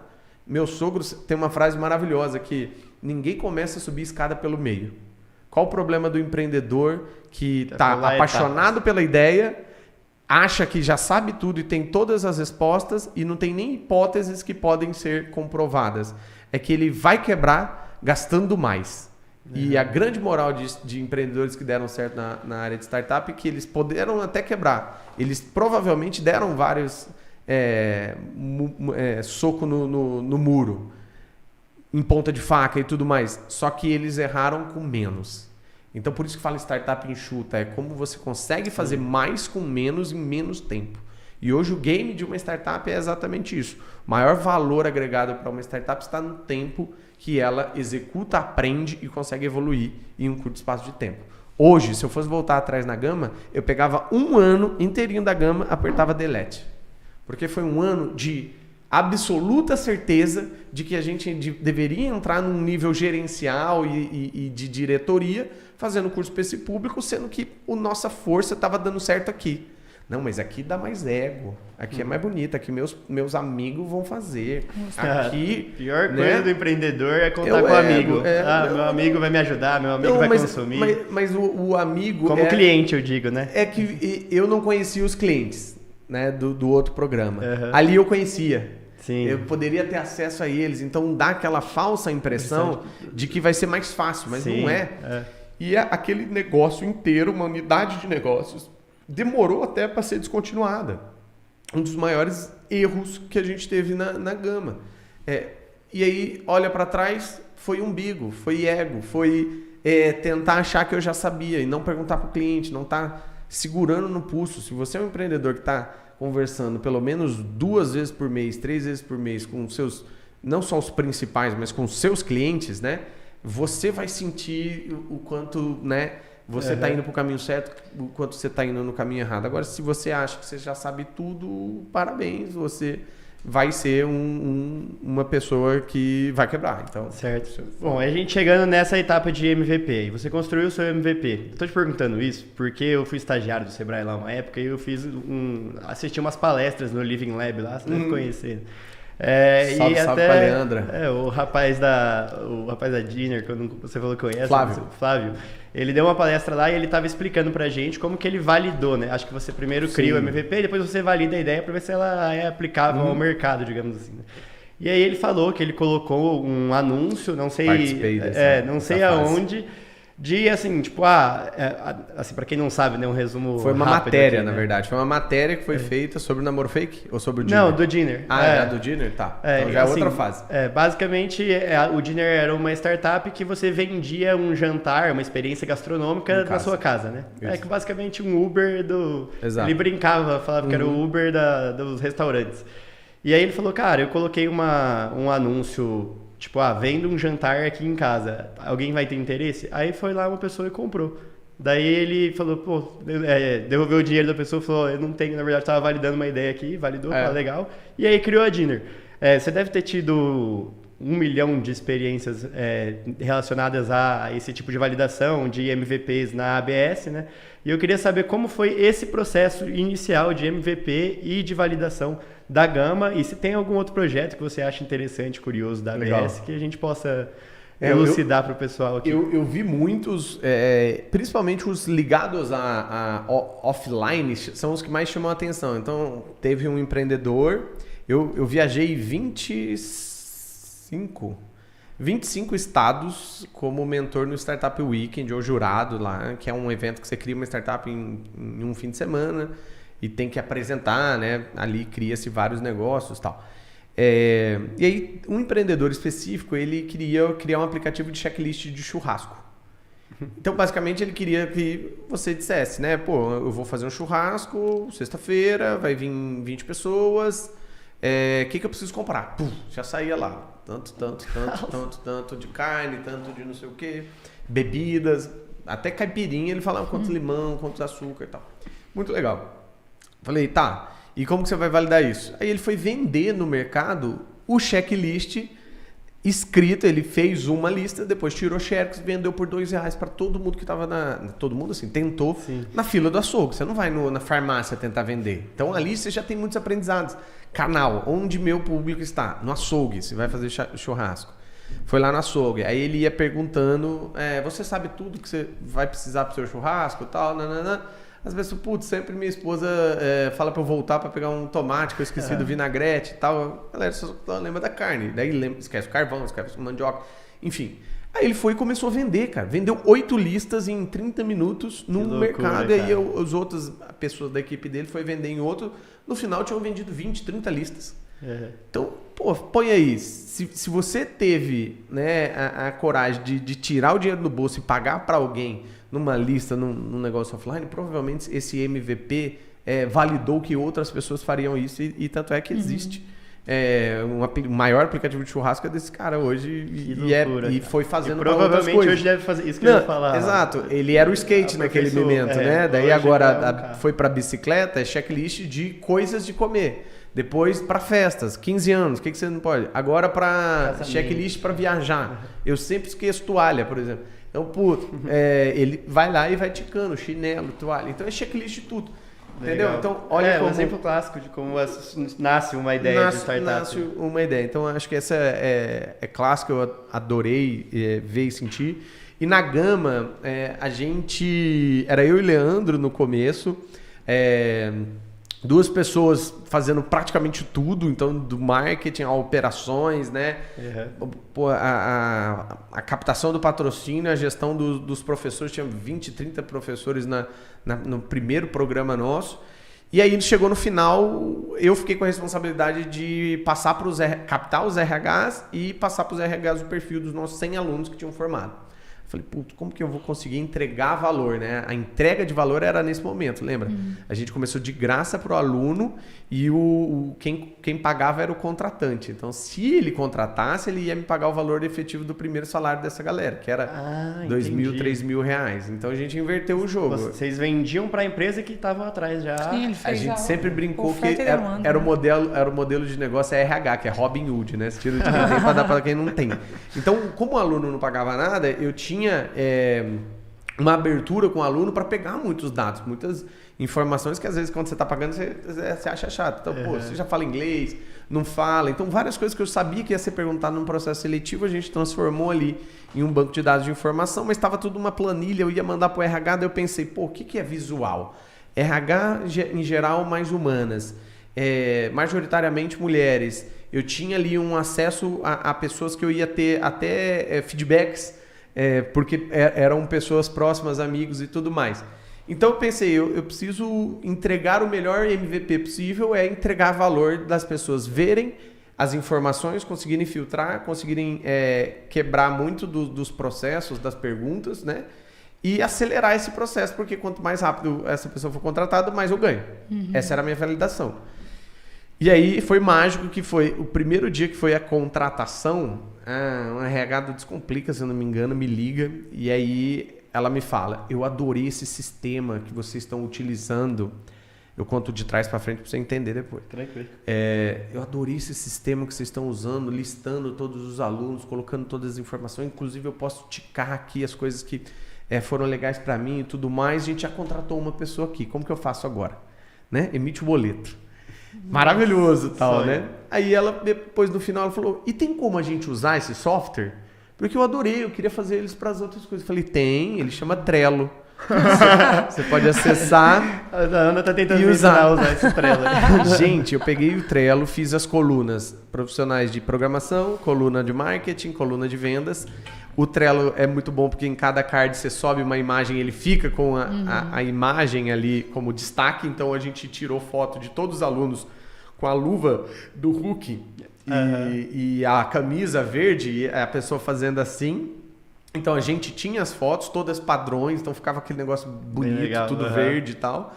Subiu lá e tava lá o nome fulano, aí você entrava no card e tava lá. Qual foi o desempenho dele nas provas, qual que foi a nota de fit cultural, a nota de não sei o quê, onde ele estudou, qual que é a pretensão salarial, qual que é o último salário dele, coisas que não estão no LinkedIn, sabe? A pessoa chegava lá, olhava, pum. Aí quando ela ia me falando, eu ia anotando. Eram classificados de RH, né? Aí a gente arrastava e colocava para os contratados. Em uma semana quase esvaziou a lista de tantas pessoas contratadas, e esse foi o grande MVP da nossa plataforma, coletando dados com os alunos no Google Form e transformando eles em algo visual que especificamente para o meu público faria muito mais sentido, que foi um Trello. Então, até hoje, eu tenho um videozinho, se vocês quiserem depois publicar. Legal. Eu tenho uma pergunta. Você escreveu 2 livros, né, durante a pandemia, foi o Soft Skills e Como Aprender a Aprender. Aprender, isso. Você foi coautor nos 2, né? E vários momentos durante a nossa conversa você citou as soft skills, né? Conta pra gente um pouco mais de onde surgiu esse seu interesse mais voltado a essa questão das habilidades interpessoais, onde é que você, de fato, começou a entender que isso poderia somar ou ser um motivo de demissões e coisas do tipo. Tá. Lembra da história lá da faculdade que eu tive que dar aula? Oratória é uma das soft skills. E, incrivelmente, quando a gente estava na montagem, né, o desenho da metodologia da Gama foi muito foi muito tirar do papel coisas que eu gosto e acredito e colocar num método que virou o framework hoje que a Gama utiliza, quase que o chassi para a gente entregar um conteúdo educacional com experiência e com troca, né? Quando eu percebi que as coisas que mais faziam sentido nos feedbacks dos alunos eram coisas que não são necessariamente relacionadas ao conhecimento técnico, eu falei, a gente tem que agora explorar um pouco mais essas habilidades comportamentais, só que de uma maneira consciente, porque estava inconsciente. Te colocar dentro de um grupo de amigos, te dar uma meta e colocaram um reloginho, cria o que em vocês? Você já assistiu No Limite? Atenção, o que cria nas pessoas? É ali, na hora que você está na fogueira, que aparece quem é líder, que aparece quem é omisso, que aparece quem tem síndrome de impostor, quem é bom comunicador, quem é bom em lógica, quem não tem inteligência emocional nenhuma, quem é agressivo. Ali é o exemplo de como as empresas funcionam. Coloca o mood, né, de olhar o No Limite com outra visão. Por isso que eu falei do Tropa de Elite, do Aprendiz, que sempre foi muito comparado. Por causa disso, você tinha que fazer provas com pessoas. E lidar com pessoas é a habilidade que nunca vai tirar o nosso emprego. É a habilidade que nunca vai deixar você perder uma guerra contra as máquinas, contra os robôs. Todas as outras é possível que eles consigam fazer mais que a gente. Mas emoção, né? E aí, você pensar na lógica de tudo que eu estava aprendendo ali, eu falei, a gente tem que se debruçar. E aí foi quando eu caí de cabeça para entender e explorar soft skills de uma maneira diferente, inclusive não concordando muito com o nome. Porque soft é muito porque ela é de dentro, né? Então, habilidades externas são habilidades que a gente aprende, matemática, Habilidades internas são habilidades que não são exploradas. Então, elas são soft, mas não no sentido... a palavra soft fica parecendo fácil, né? E isso é ruim. Então, a gente na Gama usa human skills, que são habilidades humanas. Habilidades humanas hoje requerem um conjunto que começa com autoconsciência. Então, eu ter autoconhecimento e saber quais são as minhas top 3 skills e as minhas top 3 não skills, né? Minhas skills. Aquele termo que você usa é criptonitas e para coisas ruins e para coisas boas. Eu sou muito nerd, então até Superman. Porra, o Superman chega perto da criptonita, ele fica fraco. Então, quais são os seus 3 criptonitas? Quais são os pontos fracos mesmo? Que você não consegue... eu começo uma discussão com o meu líder, com alguém, eu começo a tremer, eu começo a chorar. Não. Inteligência emocional. Você tem que trabalhar isso. Eu vou falar em público, travo. Eu vou construir alguma coisa em equipe, eu quero dar ideia, não falo. Entendeu? Então, tem um monte de coisa que você percebe nas relações de dia a dia. E quais são os seus 3 Red Bulls? O que te dá asas? O que você faz muito bem? Então, quando você começa a explorar isso, é muito mais fácil você saber onde desenvolver, e a gente nem fazia isso. Então, o primeiro passo foi enxergar como diagnosticar Red Bulls e criptonitas. E a gente ajuda os nossos alunos a fazer isso. Então, é um processo assim, quase que de renascimento. É autoconhecimento puro. Assim, e tem muita gente que confunde autoconhecimento com autoajuda. São coisas completamente diferentes, sabe? Eu acho que uma pode se complementar a outra, pode, mas foca em autoconhecimento. Se você não se conhece, é como se você andasse no seu carro fazendo barulho, tá lá pedindo para trocar alguma coisa, ou ele trava e para e você tem que colocar água ou gasolina e você não faz nada. Então, você conhece o seu carro. O carro, ele dá esses sinais. Não é à toa que você tem um monte de alertas. O problema é que a gente não trata o nosso corpo, a nossa mente, o nosso espírito como algo muito parecido com o carro, que tem que dar alertas. Então, qual é o momento que você vai ter um burnout?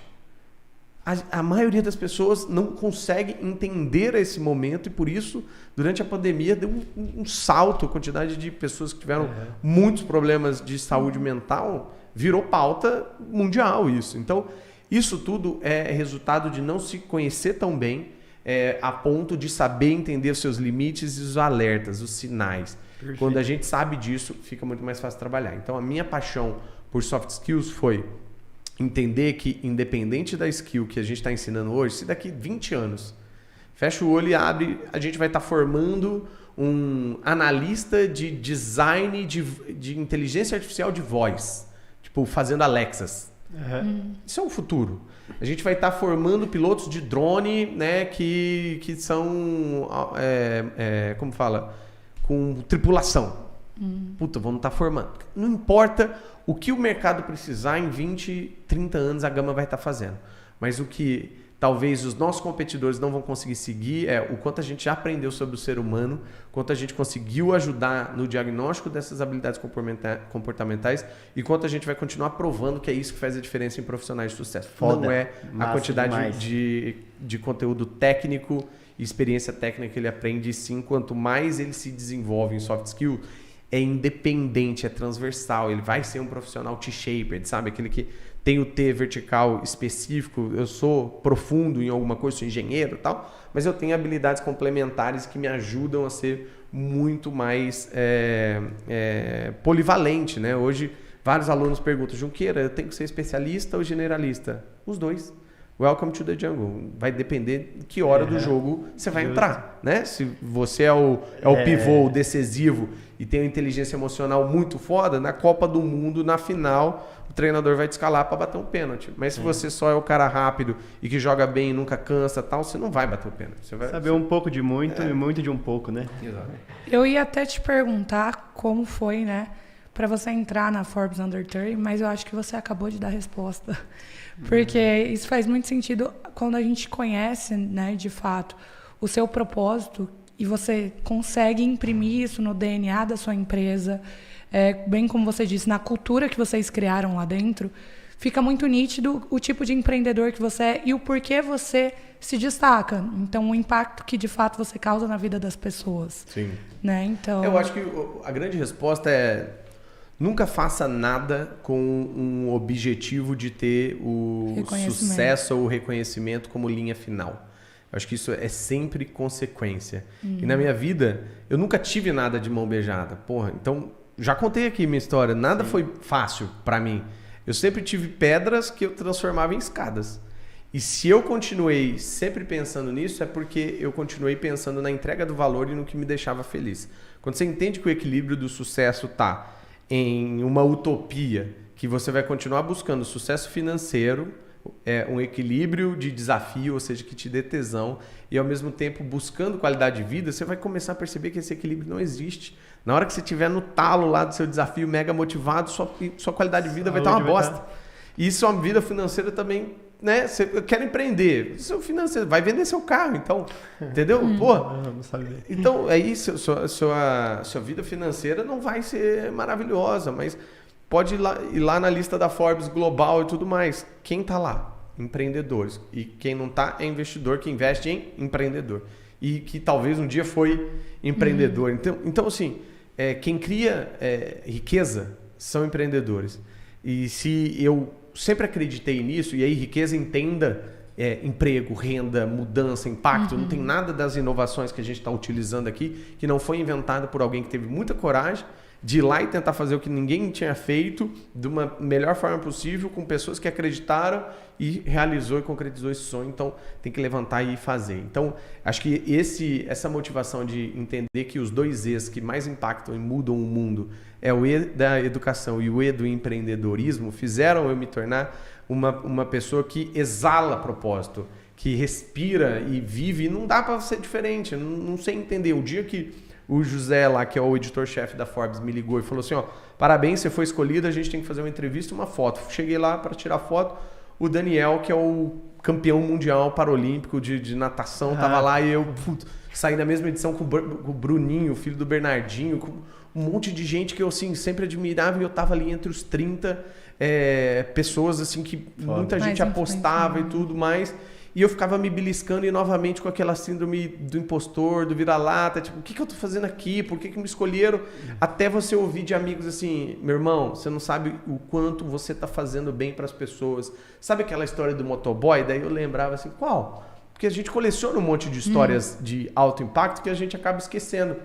E aí ele me relembrou uma história que eu tinha contado para ele, que basicamente é um aluno nosso que tentou 3 vezes passar no processo seletivo da Gama, no terceiro passou, ele se apaixonou por tecnologia porque ele era entregador motoboy em São Paulo e ele usava aquele aplicativo da Log, você tem que assinar com um dedo.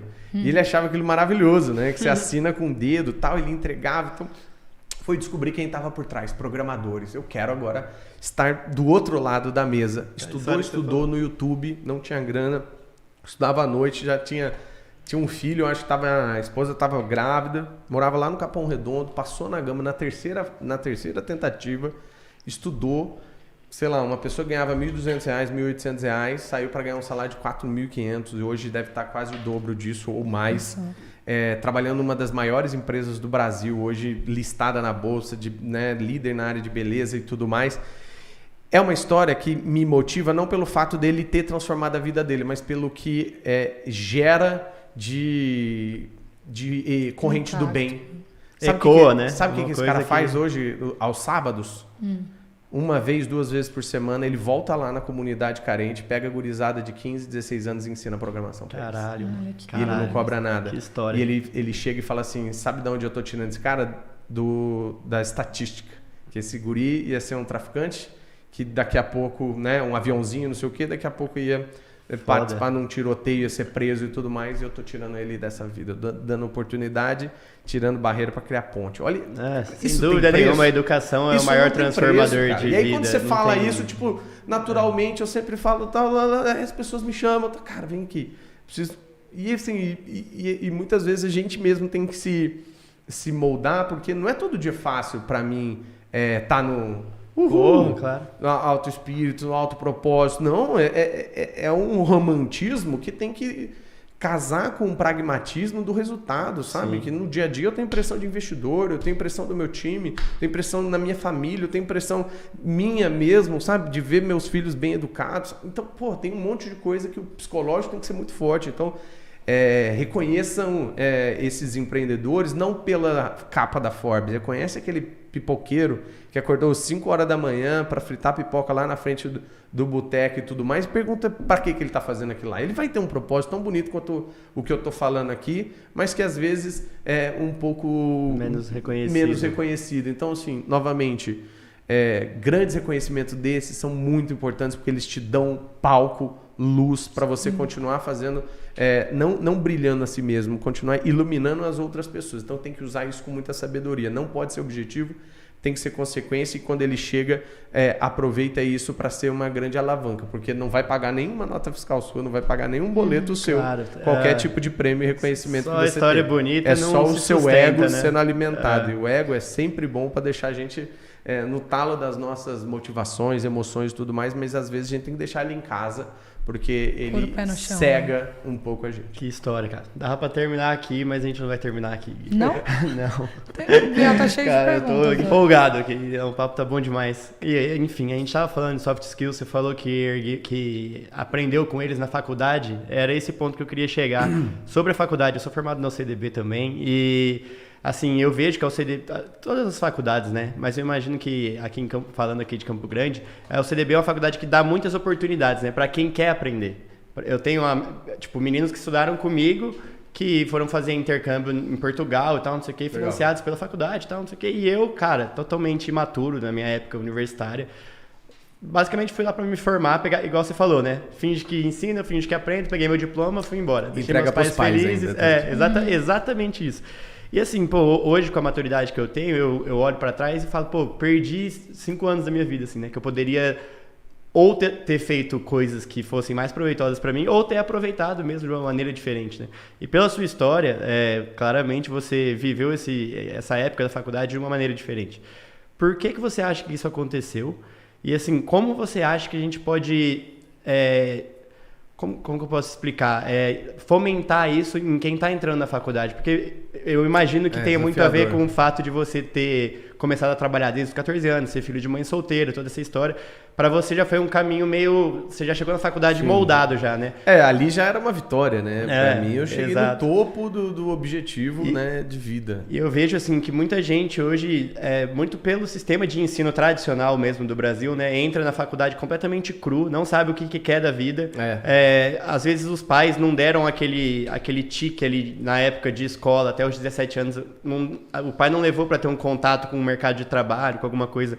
Porque assim, tem gente que chega na faculdade e não sabe de onde ganha o dinheiro, não sabe o que significa crédito, nunca leu um livro sobre nada na vida. E aí, eu quero fazer medicina porque é moda, eu quero ser engenheiro porque meu pai é engenheiro. Quanto tempo a gente tem para responder essa pergunta aí, hein, diretor? Porque essa é braba.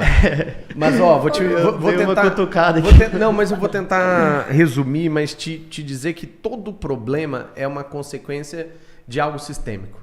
Então, se você olhar a qualidade da educação brasileira hoje, ela começa desde pequenininho, né? E como a gente tem ainda uma grande deficiência, um altíssimo investimento no mundo do ensino superior público, baixíssimo investimento no mundo público básico. K12 ali, no básico, no fundamental. A gente tem um volume gigante de pessoas, né? 80% hoje do ensino básico e fundamental está na mão do governo.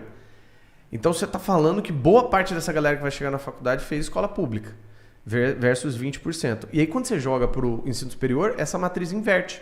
80% hoje dos universitários estão estudando em faculdade privada, 20% em pública. Então a matriz... E normalmente quem está na faculdade pública é quem estudou na escola privada, né?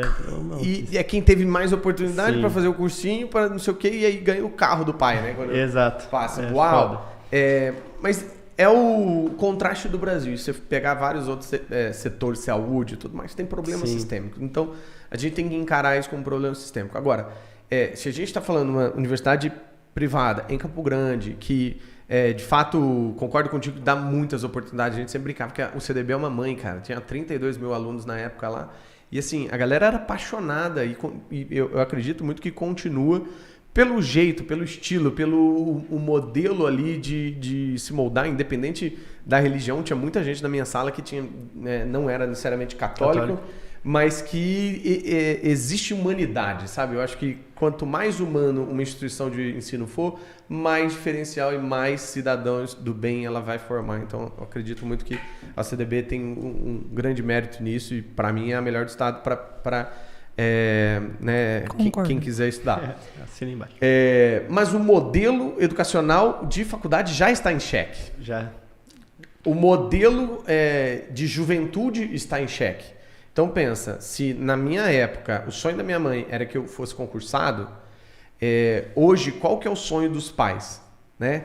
São sonhos diferentes, talvez, ou continuam sendo o mesmo sonho, só que agora com outra realidade.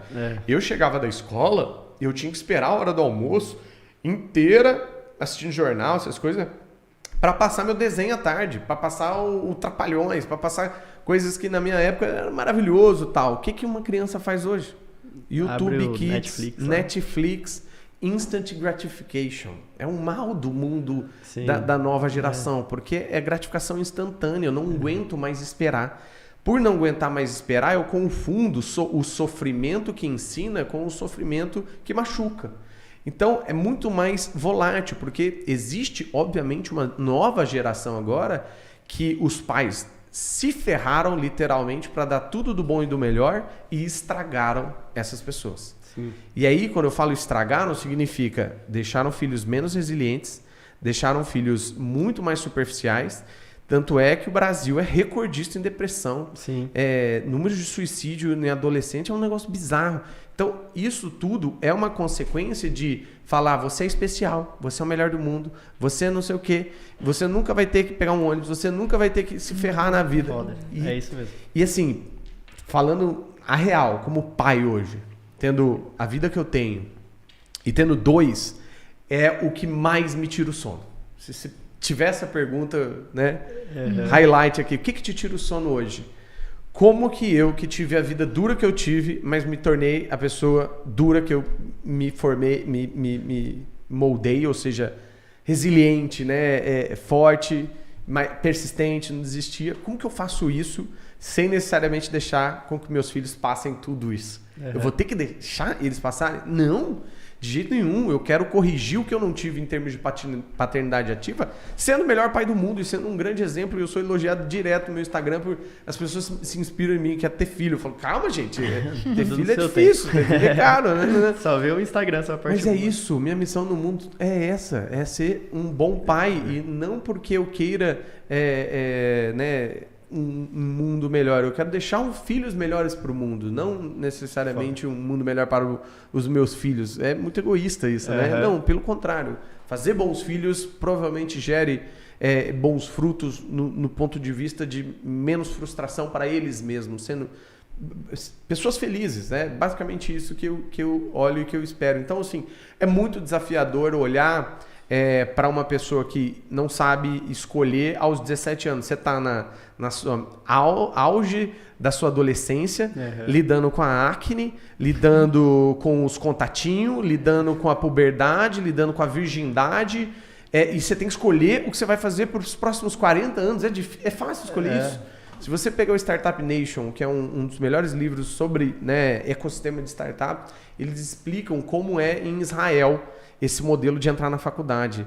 Lá, você, obrigatoriamente, homens e mulheres, têm que servir o exército. E isso acontece nos seus 17, 18 anos.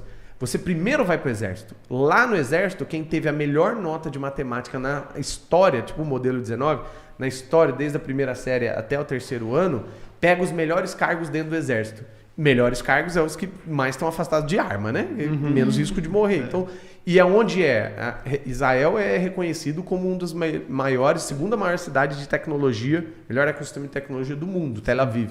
Por quê? Porque desenvolvimento bélico, ou seja, fazer arma, fazer inteligência para você se proteger dentro de um caos de guerra, um país eternamente em guerra, te desenvolve tecnologicamente. E aí, quem trabalha com tecnologia lá são essas pessoas que tiraram melhores notas de matemática. Por que matemática? Porque é lógica.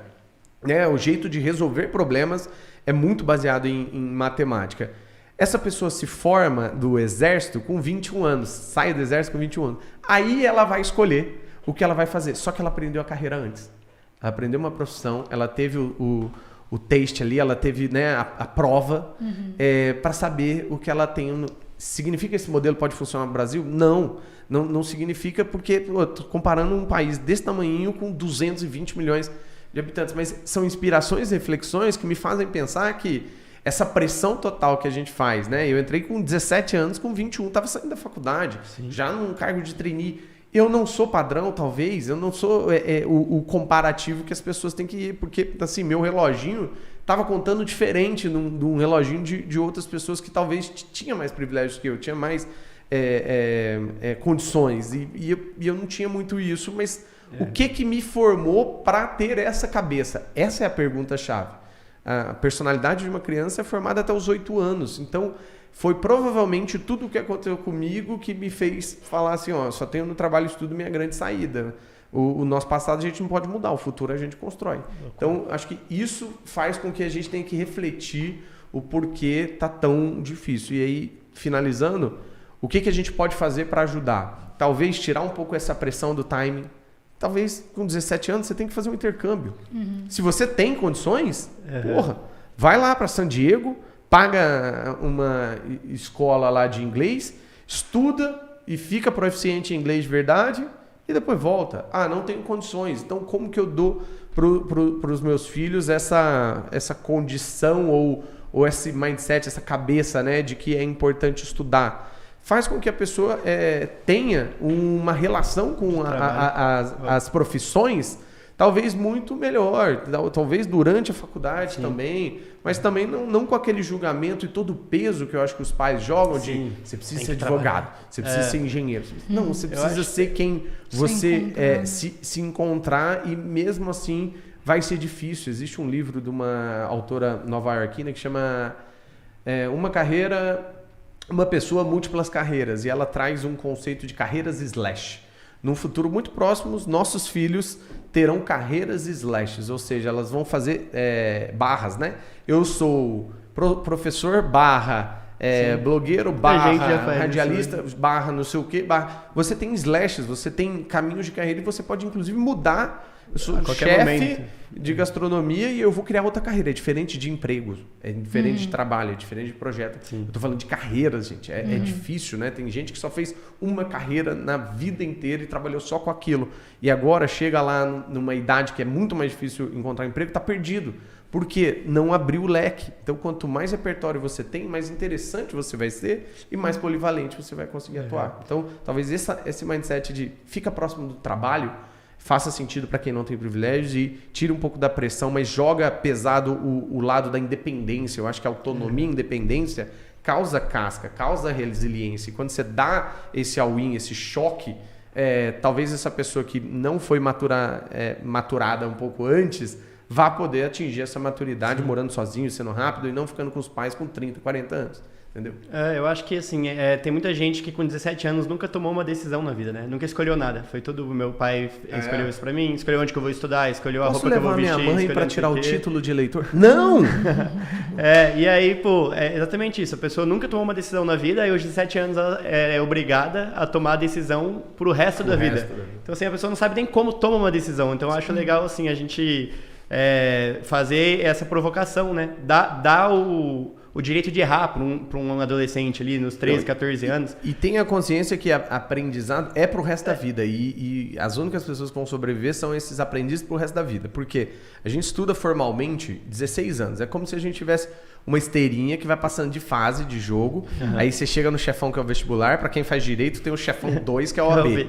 Aí beleza, terminei os estudos. Quantas pessoas já não ouviu falar isso? Pega o canudinho, terminei meus estudos. Não, gente, welcome to the jungle. Agora que você vai começar os seus estudos de verdade, porque você vai ter que estudar coisas que você ainda não aplicou, não sabe, e vai ter que aprender para o resto da vida. Então a gente tem que inverter essa hipótese de que eu estou estudando para terminar os meus estudos. Não, graduação é importante, é provado que você ganha 3 vezes mais quem faz um curso superior. O modelo precisa de fato se reinventar, e é por isso que a Ânima tem feito um esforço gigantesco para repensar todo o currículo, os módulos, o jeito da pessoa ser mais autônoma, estudar de um jeito diferente, que não seja só um professor lendo slide de um material didático que já está pronto, porque isso de fato causa desinteresse, e o desinteresse leva a essa desmotivação, que leva à desistência, uma evasão gigantesca que dá um prejuízo bilionário para as empresas de educação hoje no Brasil. Então, se a gente ressignifica o porquê essa pessoa está lá, e aí entenda que você na faculdade, você não está indo só para aprender cálculo 1, cálculo 2, você está indo para fazer um relacionamento com uma pessoa que talvez vai ser seu sócio. Você está indo para aprender uma frustração num relacionamento amoroso quando você está com 18, 19 anos, vai tomar um pé, vai ver alguém que você gostava ficando com outra pessoa, e ali vai ser também uma maturidade, você vai ganhar relacionamento. É social a parada também. Você matou a pau falando a palavra ressignificar. Porque eu acho que é sobre isso. A gente vai para a faculdade achando que é uma obrigação. Não. A gente entra no mercado de trabalho achando que é uma obrigação. Eu tenho que me sustentar, eu tenho que ganhar dinheiro. Lógico que para muita gente é realmente, né, uma obrigação. Mas assim, a gente tem que parar de pensar essas coisas como um fardo, né? E pensar isso com um propósito, com uma maneira de você ser mais você, né, na sociedade, você trabalhar com... E se você pensar que a maior ironia hoje de só criticar o ensino superior, só falar da faculdade, é ignorar o fato de quem é o protagonista é quem está dirigindo a sua própria carreira, a sua própria vida profissional. Então a faculdade, ela está ali para entregar os meios, mas é você que tem que absorver e fazer muito mais. Se eu não tivesse feito tudo o que eu fiz durante a minha graduação e que ninguém me pediu, e que não valia nota, eu não teria me tornado a pessoa que eu me tornei. Então, terceirizar a responsabilidade do seu sucesso para uma instituição de ensino é o mesmo que dizer que eu não quero, eu não posso e eu não vou conseguir fazer algo por mim mesmo, e por isso preciso de ajuda de alguém que vai me entregar um diploma e um certificado que eu vou colocar na parede. Mas não vai dizer quem você realmente é e principalmente o que você pode entregar. Maravilhoso. Olha, eu acho que hoje a gente teve uma aula não só sobre marketing, empreendedorismo, todos os nichos possíveis, né, Biel? Foi realmente extremamente prazeroso pra gente receber você. De fato, você é um educador nato, tá? Você tem essa questão da didática, da metodologia, da forma que você conta e explica as coisas. Num formato muito, muito gostoso de ouvir, né? A gente consegue entender desde a pessoa mais leiga até a pessoa que de fato tenha conhecimentos mais técnicos. Tenho certeza que hoje você plantou várias sementinhas, né? Não só na gente daqui, mas nas pessoas que vão ouvir. Com certeza a gente também vai se matricular já para amanhã, né, Gabriel? Eu tô pensando que curso que eu vou fazer na Gama. Eu tô precisando de um programador. Nossa, você não tem noção. Eu entendo pelo lado, né, de ter uma agenda, o quanto eu preciso como disso. Nova geração, vocês têm que ajudar a Campo Grande a se tornar um polo de tecnologia no Brasil. É um sonho grande que eu sempre tive, porque a economia de Campo Grande é baseada nos 3G, né? Grãos, gado e governo. É o que dá dinheiro aqui. Agora, se a gente transforma uma capital tão forte, com tanta gente boa, com muito propósito embutido, mas que agora pode aprender novas tecnologias, novas habilidades, eu acho que a gente faz uma grande diferença, uma grande tá aí uma responsa para né? vocês aí que trabalham com marketing, com a parte de influenciadores, trazer isso como algo né, para fomentar é uma missão bem importante. Acabei de perguntar pro nosso querido Cauê ali, eu sempre falo dele no final dos episódios. Alô, Cauê! Já é o nosso recorde, já o episódio mais longo, e eu vou me segurar aqui, porque se depender de mim, vamos fazer a parte 2, Gui, daqui a um tempo, assim, daqui uns 6 meses você volta e a gente faz a parte 2. A gente quer saber dos projetos futuros, que a gente já sabe. Assim, abriu cerveja, saiu verdade. Então o segundo episódio tava gelando, hein? Cerveja vem com não, álcool. Essa daí a gente tem medo, porque a gente tem um colega que tem problemas. Problemas com álcool. Tá bom. Eu tô até triste, porque eu só falei de coisa séria, cara. Eu não gosto de falar de coisa séria. Mentira, eu adoro, mas o meu forte é falar da tarantela, poker, churrasco e tal. Então, vai ficar 3 perguntas rápidas aqui só pra você falar aqui sobre cinema, poker e churrasco. Mão favorita no poker? Cara, eu amo par de 9. Par de 9? O meu é vala 10 na ipada. Carne favorita para churrasco? Chuck Eye é a minha nova preferência.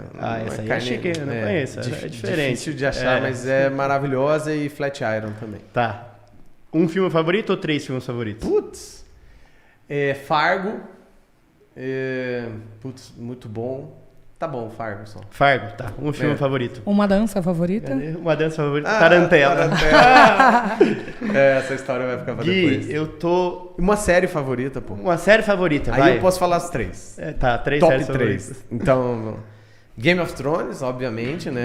Boa. Acabaram com o final, mas Breaking Bad, não tiro o mérito de ser 8 anos da minha vida, né? Me acompanhou essa série. Breaking Bad, segundo lugar. E terceiro lugar, Peaky Blinders. Peaky Blinders, maravilhoso. Cara, Breaking Bad já tentei assistir 3 vezes e não consigo. Meus amigos querem me matar. Essa sou eu com Game of Thrones. Eu amo Breaking Bad e amo Peaky Blinders. Então a gente tá seguindo a mesma linha aqui. Claramente a gente vai ser... E Fargo, que é o melhor filme, originou Fargo a série. Então eu colocaria em quarto lugar Fargo a série. É sensacional. Puta, eu assisti ontem, cara. Clube da Luta, já assistiu? Maravilhoso. Isso é velho, né? Clássico. Como assim? Fenomenal. Galera rachando o bico. É só... Taca tomate nele. 20 anos. Cara, que tem um problema grave. Eu quero ver filme... Lagoa Azul, na Globo. É que eu vou assistir o filme e durmo, cara. Tentei assistir Clube da Luta umas 3 vezes. Aí eu comecei a assistir, dormi, aí acordei e terminei de assistir. Se você dormiu no Clube da Luta... Muito bom. Mas é aquele comecinho, a hora que ele tá no meio brisa. Clube de ajuda lá, aí chega a mulher e tal, não sei o quê. Enfim. Assisti Ilha do Medo, Amnésia. Ilha do Medo já assisti. Fenomenal. Ilha do Medo. Cara, tem uma série. Já assistiu... The Sinner. Filme com plot twist louca. Já assistiu The Sinner? Cara, The Sinner é a ilha do medo das séries. Você assiste 7 episódios e fala, cara, o que eu tô fazendo da minha vida com essa série horrível? Não tô entendendo nada, uma bosta. Aí você assiste o 8º episódio e fala, bum! Caralho. Final. E a ilha do medo é a mesma coisa. Aí você fica, mano, que brisa. Aí a hora que você entende tudo, você fala, caralho, que filme foda. Tá. Animal. Enfim, Gui, muito obrigado, cara, pela participação. Foi maravilhoso. Será que eu vou conseguir encerrar agora? Valeu, gente. Obrigado mesmo. Cara. Parabéns de novo. Não canso de falar. É extraordinário participar. Extraordinário, maravilhoso. Para não ter problema com a galera com a assessoria. Foi muito bom, Gui. O papo foi maravilhoso. Valeu. Tô impressionado aí. Parabéns pelo seu trabalho, cara. Que muitos outros campograndenses possam influenciar a gente como você. Foi um prazer recebê-lo. Amém. Vamos. A gente confia nisso, por isso que a gente toma essa iniciativa e acho que ter você aqui vai abrir grandes portas, né? Com certeza. Pessoal do 3G aí, que não conhece o Gui, quiser seguir ele nas redes sociais, faça seu Instagram aí, Gui, pra galera. @Gui Junqueira, bem facinho, no TikTok também, Gui Junqueira. TikTok. A gente não te falou disso, né? A Ana Ramos, ela tem um desafio pra todo convidado nosso, não sei se você sabe. Quantos a gente tem que fazer um TikTok ao final do programa. Topa? Então vamos embora. Pode ser. Pode ser também. A gente faz o LinkedIn, mais de 35 mil seguidores lá, Guilherme Junqueira. Acho que é só Guilherme Junqueira, acha lá. Maravilhoso. A gente vai colocar tudo lá na descrição, né, Cauêzinho? @Gama Academy também, dá um like lá, né? Confere, dá uma matriculada lá, já faz um curso. Alguém já vai entrar pra ver se vira meu sócio. Tem que gerar umas 10 matrículas aí esse episódio, hein, gente? Meta. Vão ser meus parceiros de sala, porque eu vou virar aluno. Gente, sigam nós nas redes sociais, subscribe, né? Inscrevam-se no canal Curtam o nosso episódio no Spotify e consumam produtos dos nossos parceiros, Valejo Utilidades e Ótica Vide. Mais uma vez, muito obrigado aos nossos parceiros por acreditarem no nosso trabalho. Estamos juntos. Obrigado mais uma vez, Gui. Obrigado, minha dupla. Até a próxima. Tchau, tchau, gente. Obrigado. Beijo. Valeu, gente. Até mais.